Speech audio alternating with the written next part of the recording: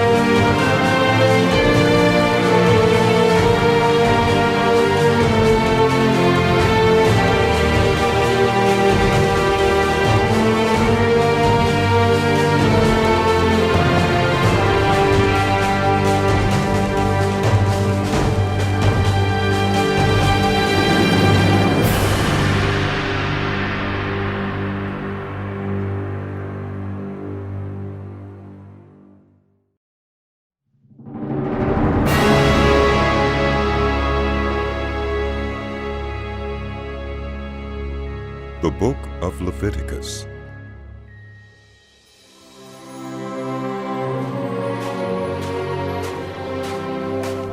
The Lord called to Moses and spoke to him from the tent of meeting. He said, "Speak to the Israelites and say to them, when you bring an offering to the Lord, bring as your offering an animal from either the herd or the flock. If the offering is a burnt offering from the herd, you are to offer a male without defect. You must present it at the entrance to the tent of meeting so that you may be acceptable to the Lord. You are to lay your hand on the head of the burnt offering, and it will be accepted on your behalf to make atonement for you. You are to slaughter the young bull before the Lord, and then Aaron's sons, the priests, shall bring the blood and splash it against the sides of the altar at the entrance to the tent of meeting. You are to skin the burnt offering and cut it into pieces. The sons of Aaron the priest are to put fire on the altar and arrange wood on the fire.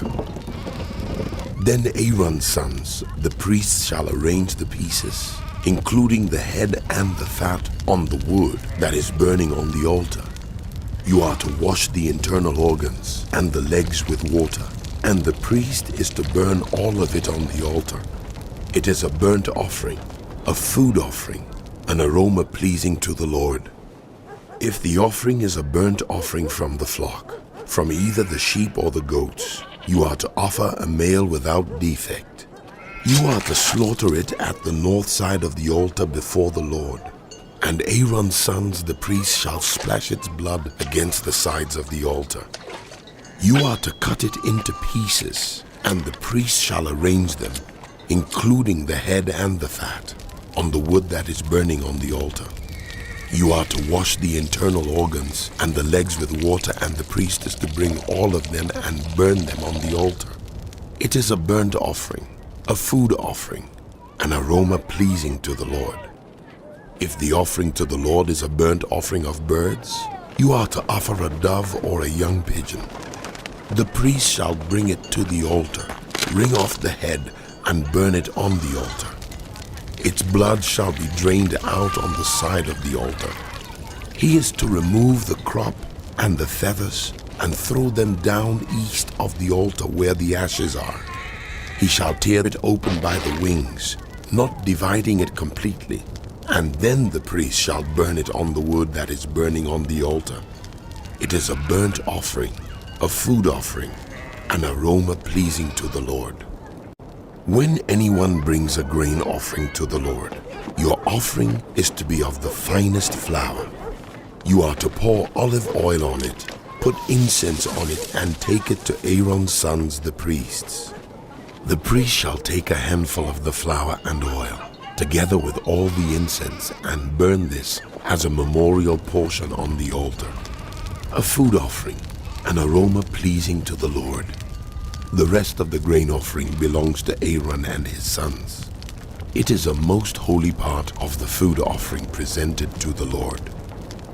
If you bring a grain offering baked in an oven, it is to consist of the finest flour, either thick loaves made without yeast and with olive oil mixed in, or thin loaves made without yeast and brushed with olive oil.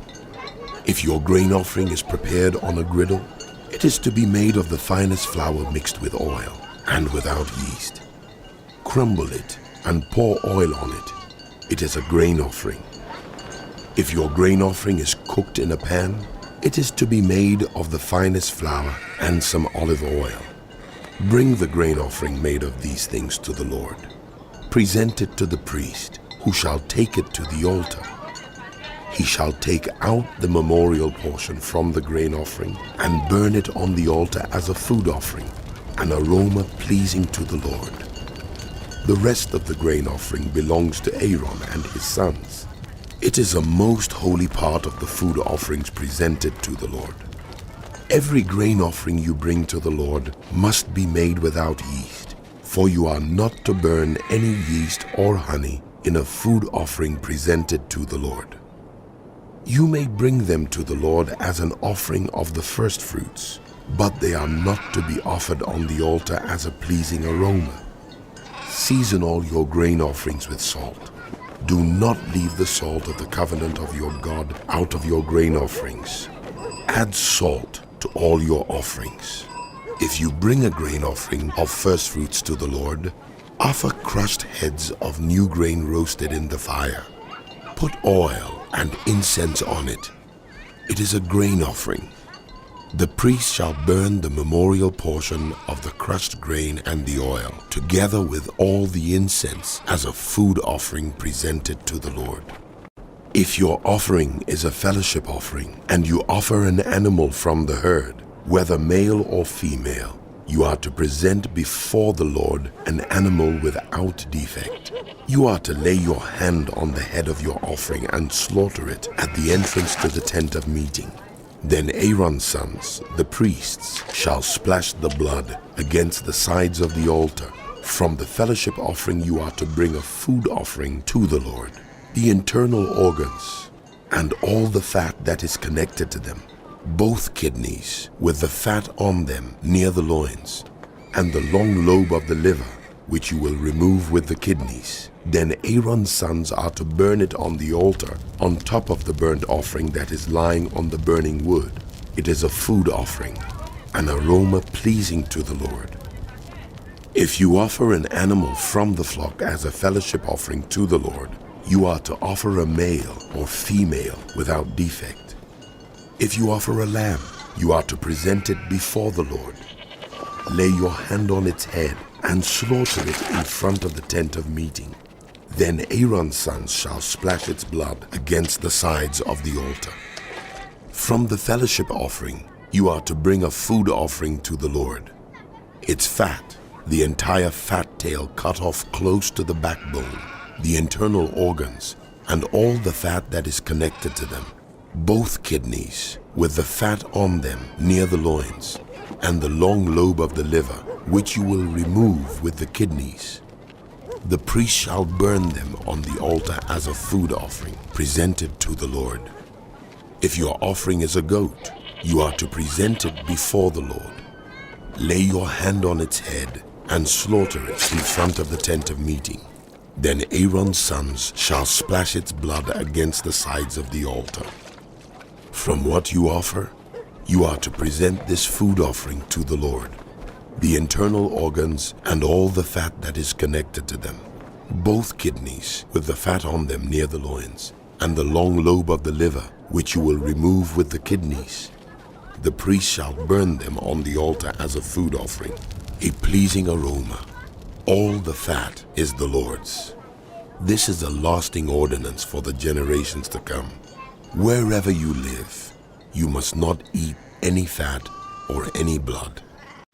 The Lord said to Moses, Say to the Israelites, when anyone sins unintentionally and does what is forbidden in any of the Lord's commands, if the anointed priest sins, bringing guilt on the people, he must bring to the Lord a young bull without defect as a sin offering for the sin he has committed.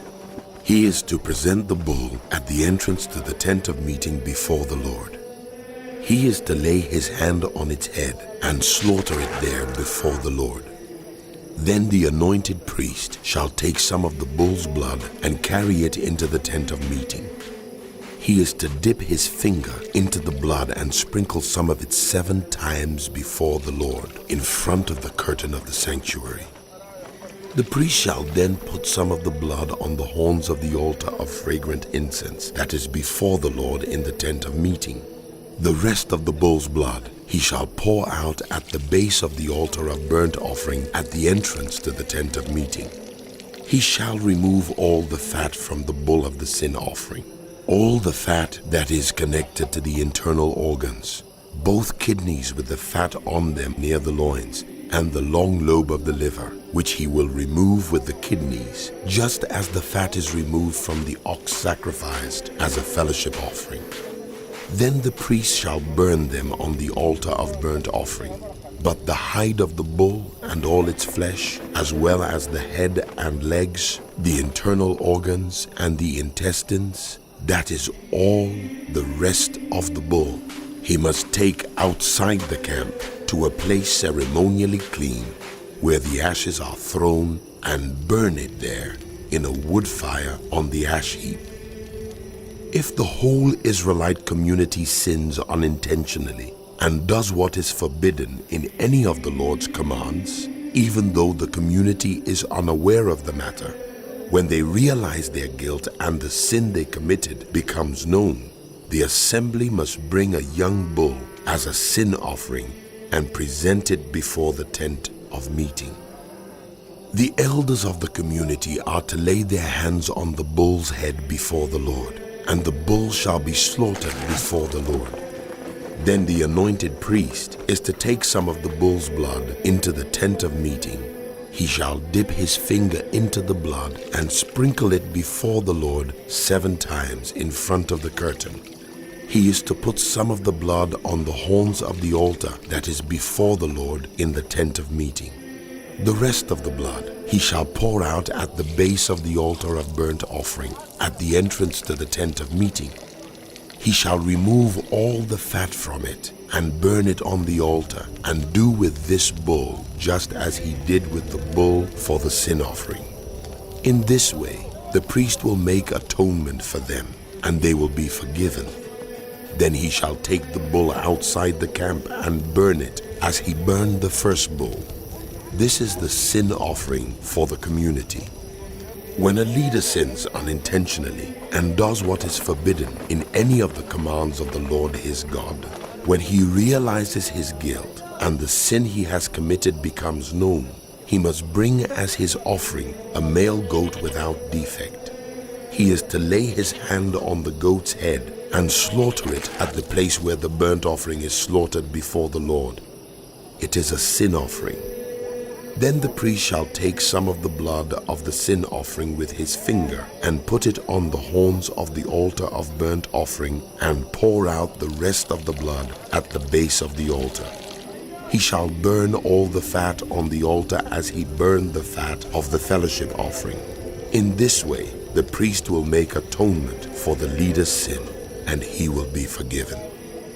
If any member of the community sins unintentionally and does what is forbidden in any of the Lord's commands, when they realize their guilt and the sin they have committed becomes known, they must bring as their offering for the sin they committed a female goat without defect. They are to lay their hand on the head of the sin offering and slaughter it at the place of the burnt offering. Then the priest is to take some of the blood with his finger and put it on the horns of the altar of burnt offering and pour out the rest of the blood at the base of the altar. They shall remove all the fat, just as the fat is removed from the fellowship offering, and the priest shall burn it on the altar as an aroma pleasing to the Lord. In this way, the priest will make atonement for them, and they will be forgiven. If they bring a lamb as their sin offering, they are to bring a female without defect. They are to lay their hand on its head and slaughter it for a sin offering at the place where the burnt offering is slaughtered. Then the priest shall take some of the blood of the sin offering with his finger and put it on the horns of the altar of burnt offering and pour out the rest of the blood at the base of the altar.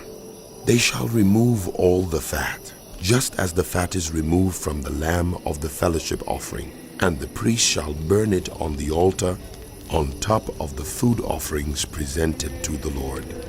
In this way, the priest will make atonement for them for the sin they have committed, and they will be forgiven. If anyone sins because they do not speak up when they hear a public charge to testify regarding something they have seen or learned about, they will be held responsible. Or if anyone unwittingly touches anything ceremonially unclean, whether the carcass of an unclean animal, wild or domestic, or of any unclean creature that moves along the ground, and they are unaware that they have become unclean, but then they come to realize their guilt, or if they touch human uncleanness, anything that would make them unclean, even though they are unaware of it, but then they learn of it and realize their guilt, or if anyone thoughtlessly takes an oath to do anything, whether good or evil, in any matter one might carelessly swear about, even though they are unaware of it, but then they learn of it and realize their guilt. When anyone realizes their guilt in any of these matters, they must confess in what way they have sinned, and as a penalty for the sin they have committed, they must bring to the Lord a female lamb or goat from the flock as a sin offering, and the priest shall make atonement for them for their sin. Anyone who cannot afford a lamb is to bring 2 doves or 2 young pigeons to the Lord as a penalty for their sin, one for a sin offering and the other for a burnt offering. They are to bring them to the priest, who shall first offer the one for the sin offering. He is to wring its head from its neck, not dividing it completely, and is to splash some of the blood of the sin offering against the side of the altar. The rest of the blood must be drained out at the base of the altar. It is a sin offering. The priest shall then offer the other as a burnt offering in the prescribed way, and make atonement for them for the sin they have committed, and they will be forgiven. If, however, they cannot afford 2 doves or 2 young pigeons, they are to bring as an offering for their sin 1/10 of an ephah of the finest flour for a sin offering. They must not put oil or incense on it, because it is a sin offering. They are to bring it to the priest, who shall take a handful of it as a memorial portion and burn it on the altar on top of the food offerings presented to the Lord. It is a sin offering. In this way, the priest will make atonement for them for any of these sins they have committed, and they will be forgiven. The rest of the offering will belong to the priest, as in the case of the grain offering. The Lord said to Moses, When anyone is unfaithful to the Lord by sinning unintentionally in regard to any of the Lord's holy things, they are to bring to the Lord as a penalty a ram from the flock, one without defect and of the proper value in silver, according to the sanctuary shekel. It is a guilt offering. They must make restitution for what they have failed to do in regard to the holy things, pay an additional penalty of 1/5 of its value, and give it all to the priest. The priest will make atonement for them with the ram as a guilt offering, and they will be forgiven. If anyone sins and does what is forbidden in any of the Lord's commands, even though they do not know it, they are guilty and will be held responsible. They are to bring to the priest as a guilt offering a ram from the flock, one without defect and of the proper value. In this way, the priest will make atonement for them for the wrong they have committed unintentionally, and they will be forgiven. It is a guilt offering. They have been guilty of wrongdoing against the Lord. The Lord said to Moses, If anyone sins and is unfaithful to the Lord by deceiving a neighbor about something entrusted to them or left in their care, or about something stolen, or if they cheat a neighbor, or if they find lost property and lie about it, or if they swear falsely about any such sin that people may commit, when they thus sin and realize their guilt, they must return what they have stolen or taken by extortion, or what was entrusted to them, or the lost property they found, or whatever it was they swore falsely about.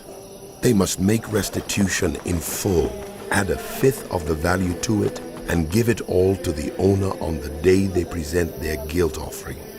And as a penalty, they must bring to the priest, that is, to the Lord, their guilt offering, a ram from the flock, one without defect and of the proper value.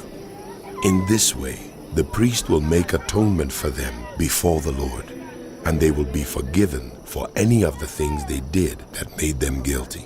The Lord said to Moses, Give Aaron and his sons this command. These are the regulations for the burnt offering. The burnt offering is to remain on the altar hearth throughout the night, till morning, and the fire must be kept burning on the altar. The priest shall then put on his linen clothes with linen undergarments next to his body, and shall remove the ashes of the burnt offering that the fire has consumed on the altar, and place them beside the altar. Then he is to take off these clothes and put on others, and carry the ashes outside the camp to a place that is ceremonially clean. The fire on the altar must be kept burning. It must not go out. Every morning, the priest is to add firewood and arrange the burnt offering on the fire and burn the fat of the fellowship offerings on it. The fire must be kept burning on the altar continuously. It must not go out. These are the regulations for the grain offering. Aaron's sons are to bring it before the Lord in front of the altar. The priest is to take a handful of the finest flour and some olive oil, together with all the incense on the grain offering, and burn the memorial portion on the altar as an aroma pleasing to the Lord. Aaron and his sons shall eat the rest of it, but it is to be eaten without yeast in the sanctuary area. They are to eat it in the courtyard of the tent of meeting. It must not be baked with yeast. I have given it as their share of the food offerings presented to me. Like the sin offering and the guilt offering, it is most holy. Any male descendant of Aaron may eat it. For all generations to come, it is his perpetual share of the food offerings presented to the Lord. Whatever touches them will become holy. The Lord also said to Moses, This is the offering Aaron and his sons are to bring to the Lord on the day he is anointed. 1/10 of an ephah of the finest flour as a regular grain offering, half of it in the morning and half in the evening. It must be prepared with oil on a griddle. Bring it well mixed and present the grain offering broken in pieces as an aroma pleasing to the Lord. The son who is to succeed him as anointed priest shall prepare it. It is the Lord's perpetual share and is to be burned completely. Every grain offering of a priest shall be burned completely. It must not be eaten. The Lord said to Moses, Say to Aaron and his sons, These are the regulations for the sin offering. The sin offering is to be slaughtered before the Lord in the place the burnt offering is slaughtered. It is most holy. The priest who offers it shall eat it. It is to be eaten in the sanctuary area, in the courtyard of the tent of meeting. Whatever touches any of the flesh will become holy. And if any of the blood is spattered on a garment, you must wash it in the sanctuary area. The clay pot the meat is cooked in must be broken. But if it is cooked in a bronze pot, the pot is to be scoured and rinsed with water. Any male in a priest family may eat it. It is most holy. But any sin offering whose blood is brought into the tent of meeting to make atonement in the holy place must not be eaten. It must be burned up. These are the regulations for the guilt offering, which is most holy. The guilt offering is to be slaughtered in the place where the burnt offering is slaughtered, and its blood is to be splashed against the sides of the altar. All its fat shall be offered, the fat tail, and the fat that covers the internal organs, both kidneys, with the fat on them near the loins, and the long lobe of the liver, which is to be removed with the kidneys. The priest shall burn them on the altar as a food offering presented to the Lord. It is a guilt offering. Any male in a priest's family may eat it, but it must be eaten in the sanctuary area. It is most holy. The same law applies to both the sin offering and the guilt offering. They belong to the priest who makes atonement with them. The priest who offers a burnt offering for anyone may keep its hide for himself. Every grain offering baked in an oven or cooked in a pan or on a griddle belongs to the priest who offers it. And every grain offering, whether mixed with oil or dry, belongs equally to all the sons of Aaron. These are the regulations for the fellowship offering anyone may present to the Lord. If they offer it as an expression of thankfulness, then along with this thank offering, they are to offer thick loaves made without yeast and with olive oil mixed in. Thin loaves made without yeast and brushed with olive oil, and thick loaves of the finest flour, well kneaded and with olive oil mixed in. Along with their fellowship offering of thanksgiving, they are to present an offering with thick loaves of bread made with yeast. They are to bring one of each kind as an offering, a contribution to the Lord. It belongs to the priest who splashes the blood of the fellowship offering against the altar. The meat of their fellowship offering of thanksgiving must be eaten on the day it is offered. They must leave none of it till morning. If, however, their offering is the result of a vow or is a free will offering, the sacrifice shall be eaten on the day they offer it. But anything left over may be eaten on the next day. Any meat of the sacrifice left over till the third day must be burned up. If any meat of the fellowship offering is eaten on the third day, the one who offered it will not be accepted. It will not be reckoned to their credit, for it has become impure. The person who eats any of it will be held responsible. Meat that touches anything ceremonially unclean must not be eaten. It must be burned up. As for other meat, anyone ceremonially clean may eat it. But if anyone who is unclean eats any meat of the fellowship offering belonging to the Lord, they must be cut off from their people. Anyone who touches something unclean, whether human uncleanness or an unclean animal or any unclean creature that moves along the ground and then eats any of the meat of the fellowship offering belonging to the Lord, must be cut off from their people. The Lord said to Moses, "Say to the Israelites, do not eat any of the fat of cattle, sheep, or goats. The fat of an animal found dead or torn by wild animals may be used for any other purpose, but you must not eat it. Anyone who eats the fat of an animal from which a food offering may be presented to the Lord must be cut off from their people. And wherever you live, you must not eat the blood of any bird or animal. Anyone who eats blood must be cut off from their people." The Lord said to Moses, "Say to the Israelites, anyone who brings a fellowship offering to the Lord is to bring part of it as their sacrifice to the Lord. With their own hands they are to present the food offering to the Lord. They are to bring the fat together with the breast and wave the breast before the Lord as a wave offering. The priest shall burn the fat on the altar, but the breast belongs to Aaron and his sons. You are to give the right thigh of your fellowship offerings to the priest as a contribution. The son of Aaron who offers the blood and the fat of the fellowship offering shall have the right thigh as his share. From the fellowship offerings of the Israelites, I have taken the breast that is waved and the thigh that is presented, and have given them to Aaron the priest and his sons as their perpetual share from the Israelites."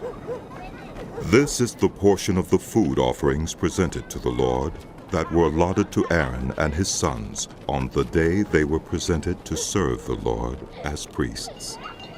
On the day they were anointed, the Lord commanded that the Israelites give this to them as their perpetual share for the generations to come. These then are the regulations for the burnt offering, the grain offering, the sin offering, the guilt offering, the ordination offering and the fellowship offering, which the Lord gave Moses on Mount Sinai in the desert of Sinai, on the day he commanded the Israelites to bring their offerings to the Lord. The Lord said to Moses, "Bring Aaron and his sons, their garments, the anointing oil, the bull for the sin offering, the 2 rams, and the basket containing bread made without yeast, and gather the entire assembly at the entrance to the tent of meeting." Moses did as the Lord commanded him, and the assembly gathered at the entrance to the tent of meeting. Moses said to the assembly, "This is what the Lord has commanded to be done." Then Moses brought Aaron and his sons forward and washed them with water. He put the tunic on Aaron, tied the sash around him, clothed him with the robe, and put the ephod on him. He also fastened the ephod with a decorative waistband, which he tied around him. He placed the breastpiece on him and put the Urim and Thummim in the breastpiece. Then he placed the turban on Aaron's head and set the gold plate, the sacred emblem, on the front of it, as the Lord commanded Moses. Then Moses took the anointing oil and anointed the tabernacle and everything in it, and so consecrated them. He sprinkled some of the oil on the altar 7 times, anointing the altar and all its utensils, and the basin with its stand, to consecrate them. He poured some of the anointing oil on Aaron's head, and anointed him to consecrate him. Then he brought Aaron's sons forward, put tunics on them, tied sashes around them, and fastened caps on them, as the Lord commanded Moses. He then presented the bull for the sin offering, and Aaron and his sons laid their hands on its head. Moses slaughtered the bull and took some of the blood, and with his finger he put it on all the horns of the altar to purify the altar. He poured out the rest of the blood at the base of the altar. So he consecrated it to make atonement for it. Moses also took all the fat around the internal organs, the long lobe of the liver, and both kidneys and their fat, and burned it on the altar. But the bull with its hide and its flesh and its intestines he burned up outside the camp, as the Lord commanded Moses. He then presented the ram for the burnt offering, and Aaron and his sons laid their hands on its head. Then Moses slaughtered the ram and splashed the blood against the sides of the altar. He cut the ram into pieces and burned the head, the pieces, and the fat.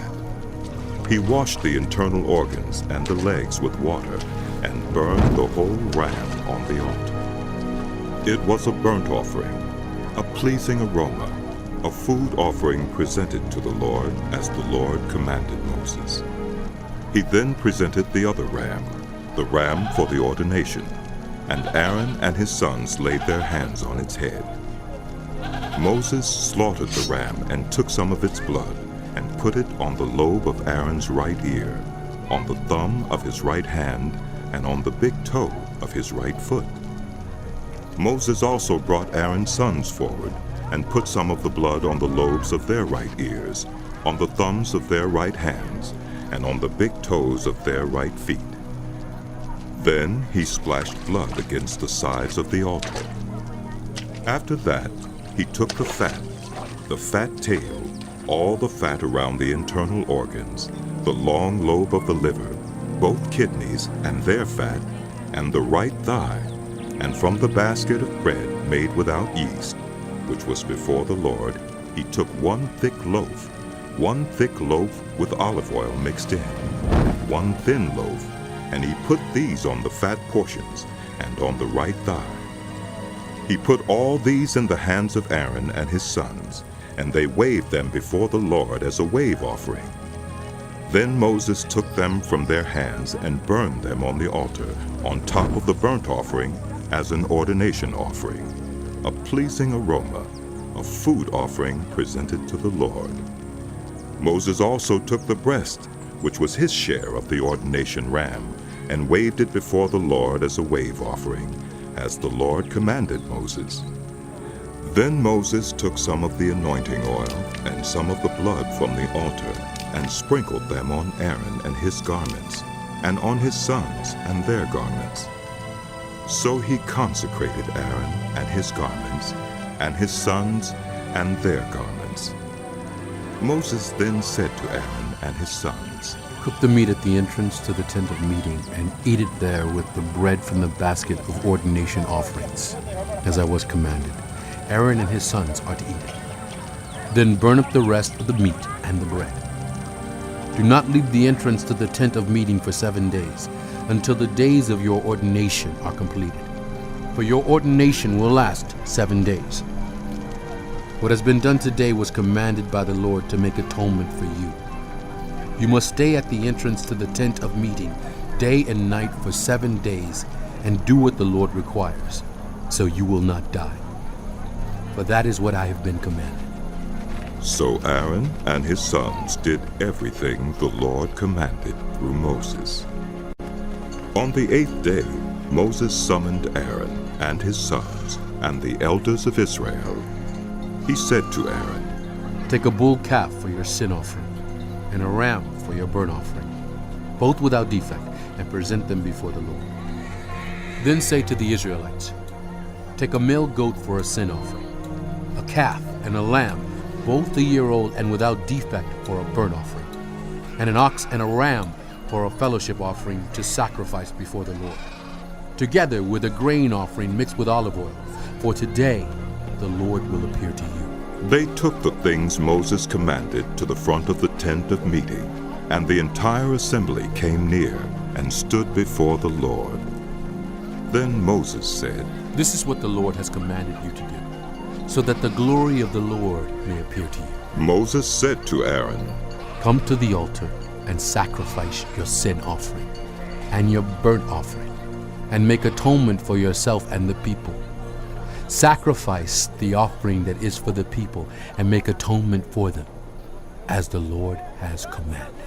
So Aaron came to the altar and slaughtered the calf as a sin offering for himself.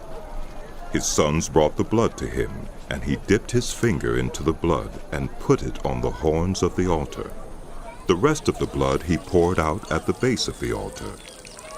On the altar he burned the fat, the kidneys, and the long lobe of the liver from the sin offering, as the Lord commanded Moses.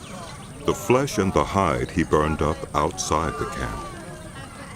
Then he slaughtered the burnt offering. His sons handed him the blood, and he splashed it against the sides of the altar. They handed him the burnt offering piece by piece, including the head, and he burned them on the altar. He washed the internal organs and the legs and burned them on top of the burnt offering on the altar. Aaron then brought the offering that was for the people. He took the goat for the people's sin offering and slaughtered it and offered it for a sin offering as he did with the first one. He brought the burnt offering and offered it in the prescribed way. He also brought the grain offering, took a handful of it, and burned it on the altar in addition to the morning's burnt offering. He slaughtered the ox and the ram as the fellowship offering for the people. His sons handed him the blood, and he splashed it against the sides of the altar. But the fat portions of the ox and the ram, the fat tail, the layer of fat, the kidneys, and the long lobe of the liver, these they laid on the breasts, and then Aaron burned the fat on the altar. Aaron waved the breasts and the right thigh before the Lord as a wave offering, as Moses commanded. Then Aaron lifted his hands toward the people and blessed them. And having sacrificed the sin offering, the burnt offering, and the fellowship offering, he stepped down. Moses and Aaron then went into the tent of meeting. When they came out, they blessed the people, and the glory of the Lord appeared to all the people. Fire came out from the presence of the Lord and consumed the burnt offering and the fat portions on the altar. And when all the people saw it, they shouted for joy and fell face down. Aaron's sons, Nadab and Abihu, took their censers, put fire in them, and added incense, and they offered unauthorized fire before the Lord, contrary to his command. So fire came out from the presence of the Lord and consumed them, and they died before the Lord. Moses then said to Aaron, This is what the Lord spoke of when he said, Among those who approach me, I will be proved holy. In the sight of all the people, I will be honored. Aaron remained silent. Moses summoned Mishael and Elzaphan, sons of Aaron's uncle Uzziel, and said to them, Come here. Carry your cousins outside the camp, away from the front of the sanctuary. So they came and carried them, still in their tunics, outside the camp as Moses ordered. Then Moses said to Aaron and his sons Eleazar and Ithamar, Do not let your hair become unkempt, and do not tear your clothes, or you will die, and the Lord will be angry with the whole community. But your relatives, all the house of Israel, may mourn for those the Lord has destroyed by fire. Do not leave the entrance to the tent of meeting, or you will die, because the Lord's anointing oil is on you. So they did as Moses said. Then the Lord said to Aaron, You and your sons are not to drink wine or other fermented drink whenever you go into the tent of meeting, or you will die. This is a lasting ordinance for the generations to come, so that you can distinguish between the holy and the common, between the unclean and the clean, and so you can teach the Israelites all the decrees the Lord has given them through Moses. Moses said to Aaron and his remaining sons, Eleazar and Ithamar, Take the grain offering left over from the food offerings prepared without yeast, and present it to the Lord, and eat it beside the altar, for it is most holy. Eat it in the sanctuary area, because it is your share and your son's share of the food offerings presented to the Lord, for so I have been commanded. But you and your sons and your daughters may eat the breast that was waved and the thigh that was presented. Eat them in a ceremonially clean place. They have been given to you and your children as your share of the Israelites' fellowship offerings. The thigh that was presented and the breast that was waved must be brought with the fat portions of the food offerings, to be waved before the Lord as a wave offering. This will be the perpetual share for you and your children, as the Lord has commanded. When Moses inquired about the goat of the sin offering and found that it had been burned up, he was angry with Eleazar and Ithamar, Aaron's remaining sons, and asked, Why didn't you eat the sin offering in the sanctuary area? It is most holy. It was given to you to take away the guilt of the community by making atonement for them before the Lord. Since its blood was not taken into the holy place, you should have eaten the goat in the sanctuary area as I commanded. Aaron replied to Moses, Today they sacrificed their sin offering and their burnt offering before the Lord, but such things as this have happened to me. Would the Lord have been pleased if I had eaten the sin offering today? When Moses heard this, he was satisfied. The Lord said to Moses and Aaron, Say to the Israelites, of all the animals that live on land, these are the ones you may eat. You may eat any animal that has a divided hoof and that chews the cud. There are some that only chew the cud or only have a divided hoof, but you must not eat them. The camel, though it chews the cud, does not have a divided hoof. It is ceremonially unclean for you. The hyrax, though it chews the cud, does not have a divided hoof. It is unclean for you. The rabbit, though it chews the cud, does not have a divided hoof. It is unclean for you. And the pig, though it has a divided hoof, does not chew the cud. it is unclean for you. You must not eat their meat or touch their carcasses. They are unclean for you. Of all the creatures living in the water of the seas and the streams, you may eat any that have fins and scales. But all creatures in the seas or streams that do not have fins and scales, whether among all the swarming things or among all the other living creatures in the water, you are to regard as unclean. And since you are to regard them as unclean, you must not eat their meat. You must regard their carcasses as unclean. Anything living in the water that does not have fins and scales is to be regarded as unclean by you. These are the birds you are to regard as unclean and not eat, because they are unclean.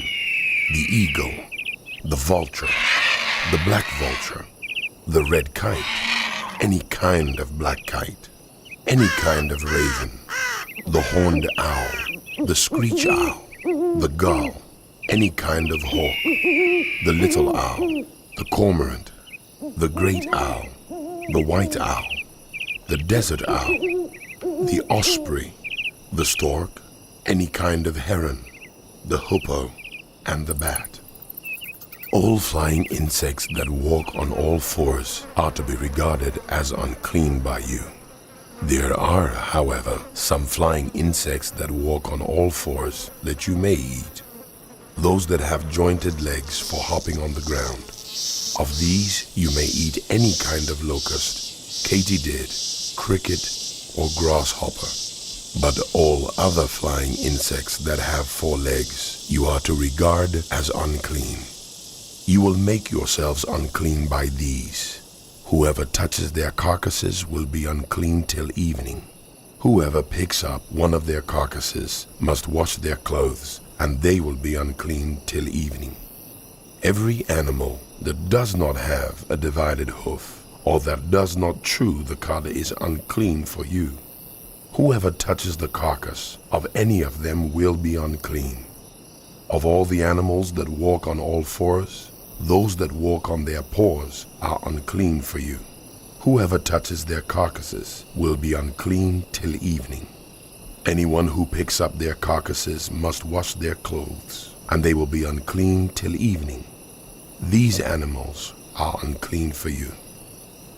Of the animals that move about on the ground, these are unclean for you. The weasel, the rat, any kind of great lizard, the gecko, the monitor lizard, the wall lizard, the skink, and the chameleon. Of all those that move along the ground, these are unclean for you. Whoever touches them when they are dead will be unclean till evening. When one of them dies and falls on something, that article, whatever its use, will be unclean, whether it is made of wood, cloth, hide, or sackcloth. Put it in water. It will be unclean till evening, and then it will be clean. If one of them falls into a clay pot, everything in it will be unclean, and you must break the pot. Any food you are allowed to eat that has come into contact with water from any such pot is unclean, and any liquid that is drunk from such a pot is unclean. Anything that one of their carcasses falls on becomes unclean. An oven or cooking pot must be broken up. They are unclean, and you are to regard them as unclean. A spring, however, or a cistern for collecting water remains clean, but anyone who touches one of these carcasses is unclean. If a carcass falls on any seeds that are to be planted, they remain clean. But if water has been put on the seed, and a carcass falls on it, it is unclean for you. If an animal that you are allowed to eat dies, anyone who touches its carcass will be unclean till evening. Anyone who eats some of its carcass must wash their clothes, and they will be unclean till evening. Anyone who picks up the carcass must wash their clothes, and they will be unclean till evening. Every creature that moves about on the ground is to be regarded as unclean. It is not to be eaten. You are not to eat any creature that moves about on the ground, whether it moves on its belly or walks on all fours or on many feet. It is unclean. Do not defile yourselves by any of these creatures. Do not make yourselves unclean by means of them, or be made unclean by them. I am the Lord your God. Consecrate yourselves and be holy, because I am holy.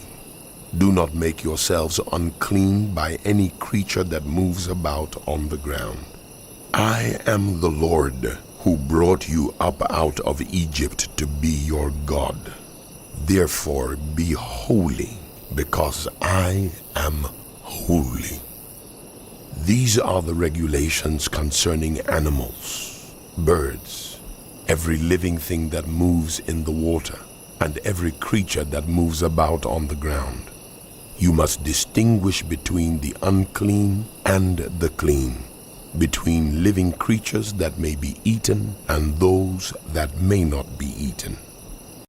The Lord said to Moses, Say to the Israelites, a woman who becomes pregnant and gives birth to a son will be ceremonially unclean for 7 days, just as she is unclean during her monthly period.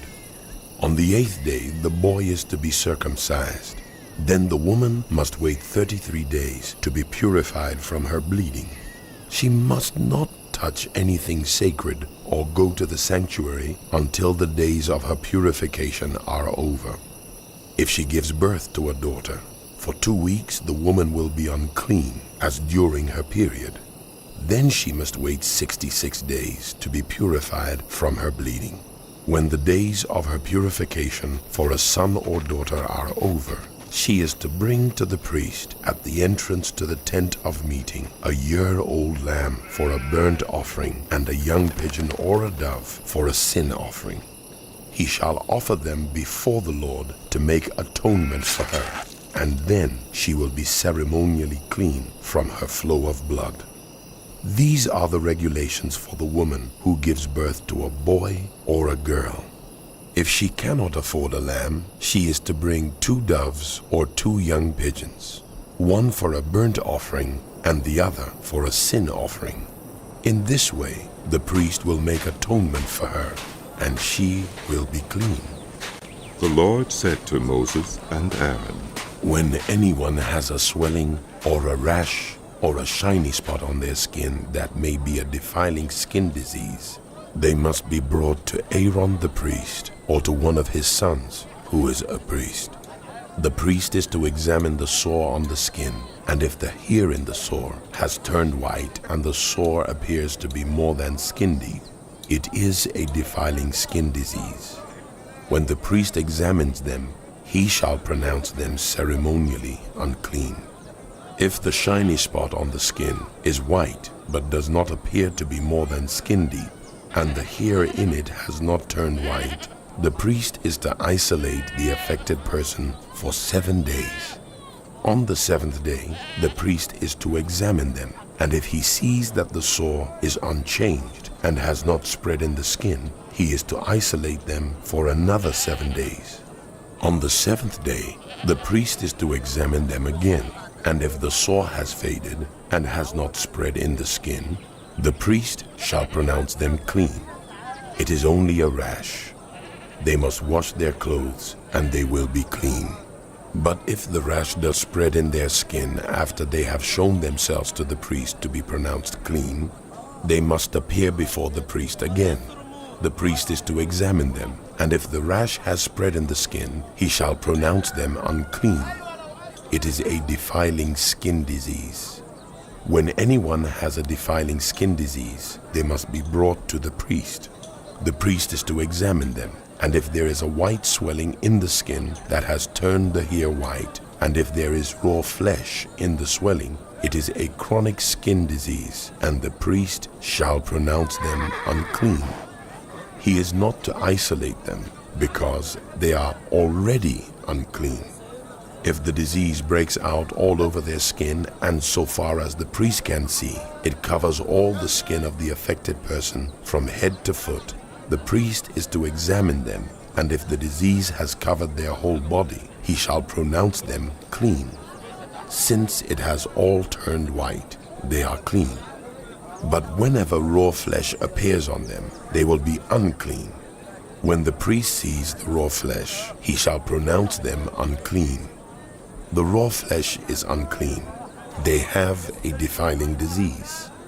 If the raw flesh changes and turns white, they must go to the priest. The priest is to examine them, and if the sores have turned white, the priest shall pronounce the affected person clean. Then they will be clean. When someone has a boil on their skin and it heals, and in the place where the boil was, a white swelling or reddish white spot appears, they must present themselves to the priest. The priest is to examine it, and if it appears to be more than skin deep, and the hair in it has turned white, the priest shall pronounce them unclean. It is a defiling skin disease that has broken out where the boil was. But if when the priest examines it, there is no white hair in it, and it is not more than skin deep and has faded, then the priest is to isolate them for 7 days. If it is spreading in the skin, the priest shall pronounce them unclean. It is a defiling disease. But if the spot is unchanged and has not spread, it is only a scar from the boil, and the priest shall pronounce them clean. When someone has a burn on their skin and a reddish white or white spot appears in the raw flesh of the burn, the priest is to examine the spot, and if the hair in it has turned white and it appears to be more than skin deep, it is a defiling disease that has broken out in the burn. The priest shall pronounce them unclean. It is a defiling skin disease. But if the priest examines it, and there is no white hair in the spot, and if it is not more than skin deep and has faded, then the priest is to isolate them for 7 days. On the 7th day, the priest is to examine them, and if it is spreading in the skin, the priest shall pronounce them unclean. It is a defiling skin disease. If, however, the spot is unchanged and has not spread in the skin, but has faded, it is a swelling from the burn, and the priest shall pronounce them clean. It is only a scar from the burn. If a man or woman has a sore on their head or chin, the priest is to examine the sore, and if it appears to be more than skin deep, and the hair in it is yellow and thin, the priest shall pronounce them unclean. It is a defiling skin disease on the head or chin. But if when the priest examines the sore, it does not seem to be more than skin deep, and there is no black hair in it, then the priest is to isolate the affected person for 7 days. On the 7th day, the priest is to examine the sore, and if it has not spread, and there is no yellow hair in it, and it does not appear to be more than skin deep, then the man or woman must shave themselves, except for the affected area, and the priest is to keep them isolated another 7 days. On the 7th day, the priest is to examine the sore, and if it has not spread in the skin and appears to be no more than skin deep, the priest shall pronounce the man or woman clean. They must wash their clothes, and they will be clean. But if the sore does spread in the skin after they are pronounced clean, the priest is to examine them, and if he finds that the sore has spread in the skin, he does not need to look for yellow hair. They are unclean. If, however, the sore is unchanged so far as the priest can see, and if black hair has grown in it, the affected person is healed. They are clean, and the priest shall pronounce them clean. When a man or woman has white spots on the skin, the priest is to examine them, and if the spots are dull white, it is a harmless rash that has broken out on the skin. They are clean. A man who has lost his hair and is bald is clean. If he has lost his hair from the front of his scalp and has a bald forehead, he is clean. But if he has a reddish white sore on his bald head or forehead, it is a defiling disease breaking out on his head or forehead. The priest is to examine him, and if the swollen sore on his head or forehead is reddish white like a defiling skin disease, the man is diseased and is unclean.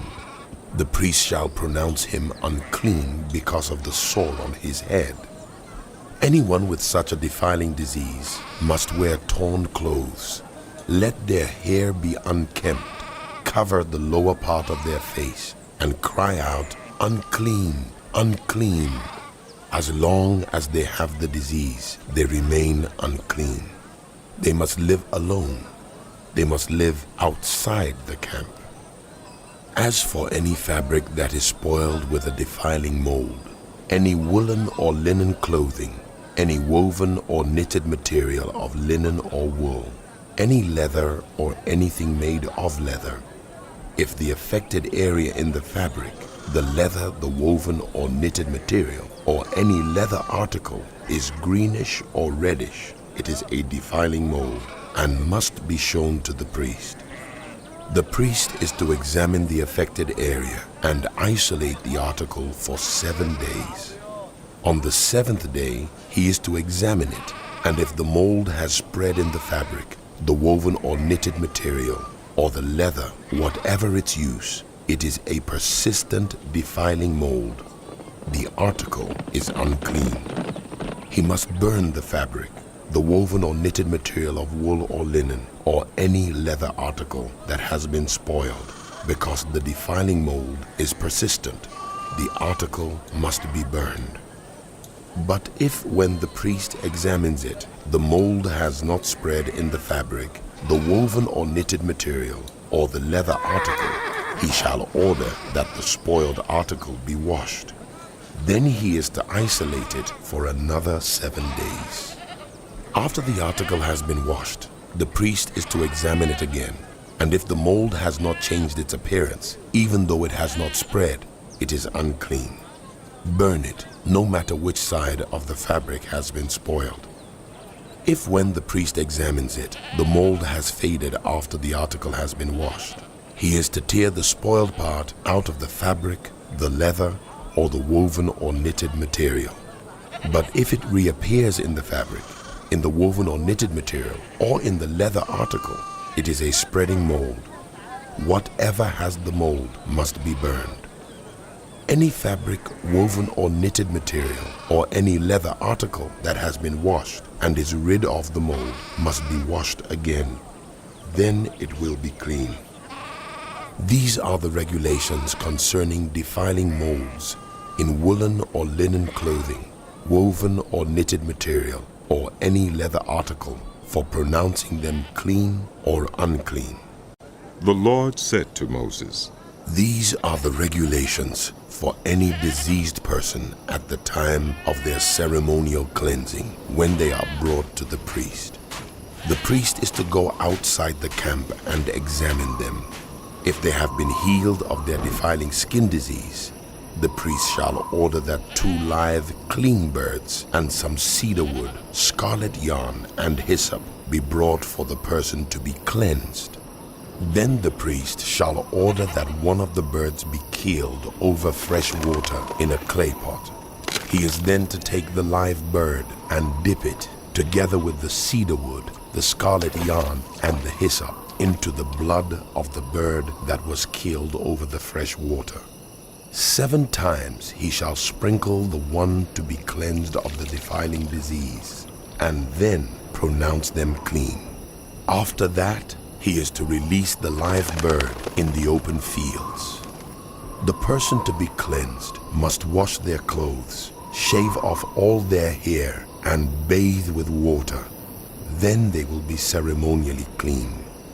After this, they may come into the camp, but they must stay outside their tent for 7 days. On the 7th day, they must shave off all their hair. They must shave their head, their beard, their eyebrows, and the rest of their hair. They must wash their clothes and bathe themselves with water, and they will be clean. On the 8th day, they must bring 2 male lambs and 1 ewe lamb a year old, each without defect, along with 3/10 of an ephah of the finest flour mixed with olive oil for a grain offering, and 1 log of oil. The priest who pronounces them clean shall present both the one to be cleansed and their offerings before the Lord at the entrance to the tent of meeting.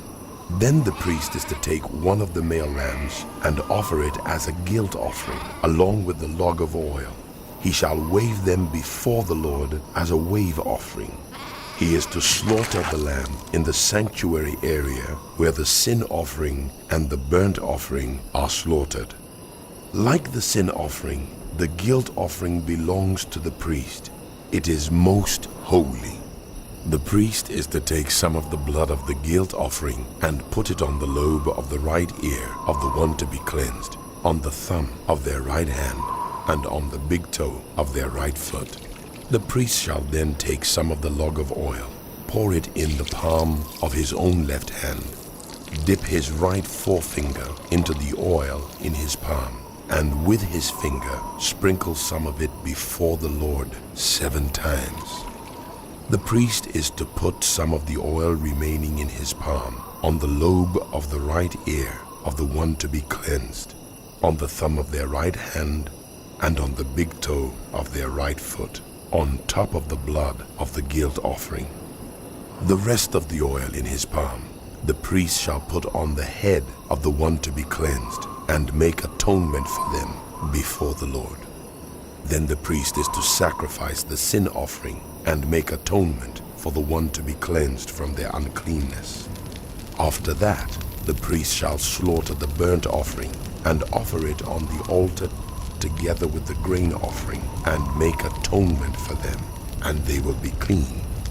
If, however, they are poor and cannot afford these, they must take 1 male lamb as a guilt offering to be waved to make atonement for them, together with 1/10 of an ephah of the finest flour mixed with olive oil for a grain offering, a log of oil, and 2 doves or 2 young pigeons, such as they can afford, one for a sin offering and the other for a burnt offering. On the 8th day, they must bring them for their cleansing to the priest at the entrance to the tent of meeting before the Lord. The priest is to take the lamb for the guilt offering together with the log of oil and wave them before the Lord as a wave offering. He shall slaughter the lamb for the guilt offering and take some of its blood and put it on the lobe of the right ear of the one to be cleansed, on the thumb of their right hand, and on the big toe of their right foot. The priest is to pour some of the oil into the palm of his own left hand, and with his right forefinger sprinkle some of the oil from his palm 7 times before the Lord. Some of the oil in his palm he is to put on the same places he put the blood of the guilt offering, on the lobe of the right ear of the one to be cleansed, on the thumb of their right hand, and on the big toe of their right foot. The rest of the oil in his palm the priest shall put on the head of the one to be cleansed, to make atonement for them before the Lord. Then he shall sacrifice the doves or the young pigeons, such as the person can afford, one as a sin offering and the other as a burnt offering, together with the grain offering. In this way, the priest will make atonement before the Lord on behalf of the one to be cleansed. These are the regulations for anyone who has a defiling skin disease and who cannot afford the regular offerings for their cleansing. The Lord said to Moses and Aaron, When you enter the land of Canaan, which I am giving you as your possession, and I put a spreading mold in a house in that land, the owner of the house must go and tell the priest, I have seen something that looks like a defiling mold in my house. The priest is to order the house to be emptied before he goes in to examine the mold, so that nothing in the house will be pronounced unclean. After this, the priest is to go in and inspect the house. He is to examine the mold on the walls, and if it has greenish or reddish depressions that appear to be deeper than the surface of the wall, the priest shall go out the doorway of the house and close it up for 7 days. On the 7th day, the priest shall return to inspect the house. If the mold has spread on the walls, he is to order that the contaminated stones be torn out and thrown into an unclean place outside the town. He must have all the inside walls of the house scraped and the material that is scraped off dumped into an unclean place outside the town. Then they are to take other stones to replace these and take new clay and plaster the house. If the defiling mold reappears in the house after the stones have been torn out and the house scraped and plastered, the priest is to go and examine it. And if the mold has spread in the house, it is a persistent defiling mold. The house is unclean. It must be torn down, its stones, timbers, and all the plaster, and taken out of the town to an unclean place. Anyone who goes into the house while it is closed up will be unclean till evening. Anyone who sleeps or eats in the house must wash their clothes. But if the priest comes to examine it, and the mold has not spread after the house has been plastered, he shall pronounce the house clean, because the defiling mold is gone. To purify the house, he is to take 2 birds and some cedar wood, scarlet yarn, and hyssop. He shall kill one of the birds over fresh water in a clay pot. Then he is to take the cedar wood, the hyssop, the scarlet yarn, and the live bird, dip them into the blood of the dead bird and the fresh water, and sprinkle the house 7 times. He shall purify the house with the bird's blood, the fresh water, the live bird, the cedar wood, the hyssop, and the scarlet yarn. Then he is to release the live bird in the open fields outside the town. In this way he will make atonement for the house, and it will be clean. These are the regulations for any defiling skin disease, for a sore, for defiling molds in fabric or in a house, and for a swelling, a rash, or a shiny spot, to determine when something is clean or unclean. These are the regulations for defiling skin diseases and defiling molds. The Lord said to Moses and Aaron, Speak to the Israelites and say to them, when any man has an unusual bodily discharge, such a discharge is unclean. Whether it continues flowing from his body or is blocked, it will make him unclean. This is how his discharge will bring about uncleanness. Any bed the man with a discharge lies on will be unclean, and anything he sits on will be unclean. Anyone who touches his bed must wash their clothes and bathe with water, and they will be unclean till evening. Whoever sits on anything that the man with a discharge sat on must wash their clothes and bathe with water, and they will be unclean till evening.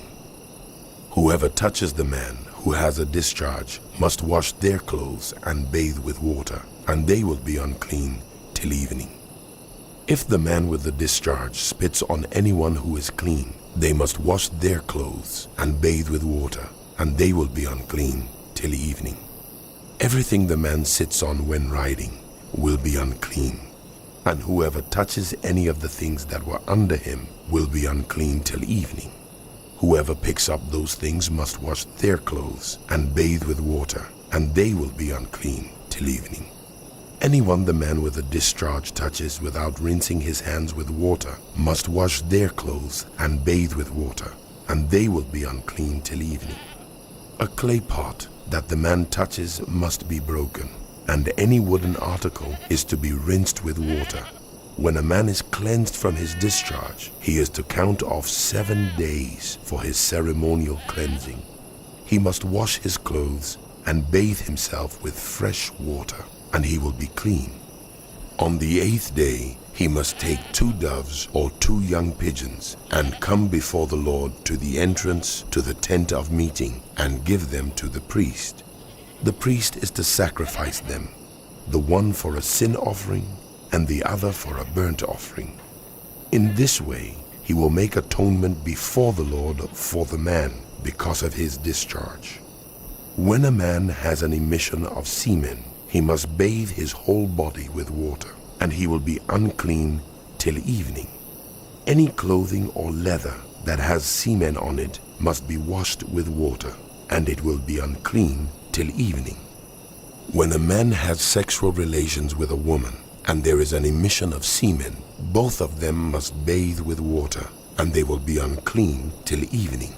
When a woman has her regular flow of blood, the impurity of her monthly period will last 7 days, and anyone who touches her will be unclean till evening. Anything she lies on during her period will be unclean, and anything she sits on will be unclean. Anyone who touches her bed will be unclean. They must wash their clothes and bathe with water, and they will be unclean till evening. Anyone who touches anything she sits on will be unclean. They must wash their clothes and bathe with water, and they will be unclean till evening. Whether it is the bed or anything she was sitting on, anyone who touches it will be unclean till evening. If a man has sexual relations with her, and her monthly flow touches him, he will be unclean for 7 days. Any bed he lies on will be unclean. When a woman has a discharge of blood for many days at a time, other than her monthly period, or has a discharge that continues beyond her period, she will be unclean as long as she has the discharge, just as in the days of her period.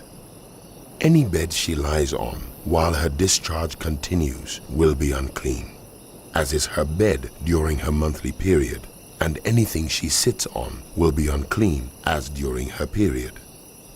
Anyone who touches them will be unclean. They must wash their clothes and bathe with water, and they will be unclean till evening. When she is cleansed from her discharge, she must count off 7 days, and after that she will be ceremonially clean. On the 8th day, she must take 2 doves or 2 young pigeons and bring them to the priest at the entrance to the tent of meeting. The priest is to sacrifice one for a sin offering and the other for a burnt offering. In this way, he will make atonement for her before the Lord for the uncleanness of her discharge. You must keep the Israelites separate from things that make them unclean, so they will not die in their uncleanness for defiling my dwelling place, which is among them. These are the regulations for a man with a discharge, for anyone made unclean by an emission of semen, for a woman in her monthly period, for a man or a woman with a discharge, and for a man who has sexual relations with a woman who is ceremonially unclean. The Lord spoke to Moses after the death of the 2 sons of Aaron, who died when they approached the Lord. The Lord said to Moses, Tell your brother Aaron that he is not to come whenever he chooses into the most holy place behind the curtain in front of the atonement cover on the ark, or else he will die, for I will appear in the cloud over the atonement cover. This is how Aaron is to enter the most holy place. He must first bring a young bull for a sin offering and a ram for a burnt offering. He is to put on the sacred linen tunic with linen undergarments next to his body. He is to tie the linen sash around him and put on the linen turban. These are sacred garments, so he must bathe himself with water before he puts them on. From the Israelite community, he is to take 2 male goats for a sin offering and a ram for a burnt offering. Aaron is to offer the bull for his own sin offering to make atonement for himself and his household. Then he is to take the 2 goats and present them before the Lord at the entrance to the tent of meeting. He is to cast lots for the 2 goats, 1 lot for the Lord and the other for the scapegoat. Aaron shall bring the goat whose lot falls to the Lord and sacrifice it for a sin offering. But the goat chosen by lot as the scapegoat shall be presented alive before the Lord to be used for making atonement by sending it into the wilderness as a scapegoat. Aaron shall bring the bull for his own sin offering to make atonement for himself and his household. And he is to slaughter the bull for his own sin offering. He is to take a censer full of burning coals from the altar before the Lord, and 2 handfuls of finely ground fragrant incense, and take them behind the curtain. He is to put the incense on the fire before the Lord, and the smoke of the incense will conceal the atonement cover above the tablets of the covenant law, so that he will not die. He is to take some of the bull's blood, and with his finger sprinkle it on the front of the atonement cover. Then he shall sprinkle some of it with his finger 7 times before the atonement cover. He shall then slaughter the goat for the sin offering for the people, and take its blood behind the curtain, and do with it as he did with the bull's blood. He shall sprinkle it on the atonement cover and in front of it. In this way, he will make atonement for the most holy place because of the uncleanness and rebellion of the Israelites, whatever their sins have been. He is to do the same for the tent of meeting, which is among them in the midst of their uncleanness. No one is to be in the tent of meeting from the time Aaron goes in to make atonement in the most holy place until he comes out, having made atonement for himself, his household, and the whole community of Israel. Then he shall come out to the altar that is before the Lord, and make atonement for it. He shall take some of the bull's blood and some of the goat's blood, and put it on all the horns of the altar. He shall sprinkle some of the blood on it with his finger 7 times to cleanse it, and to consecrate it from the uncleanness of the Israelites. When Aaron has finished making atonement for the most holy place, the tent of meeting, and the altar, he shall bring forward the live goat. He is to lay both hands on the head of the live goat and confess over it all the wickedness and rebellion of the Israelites, all their sins, and put them on the goat's head.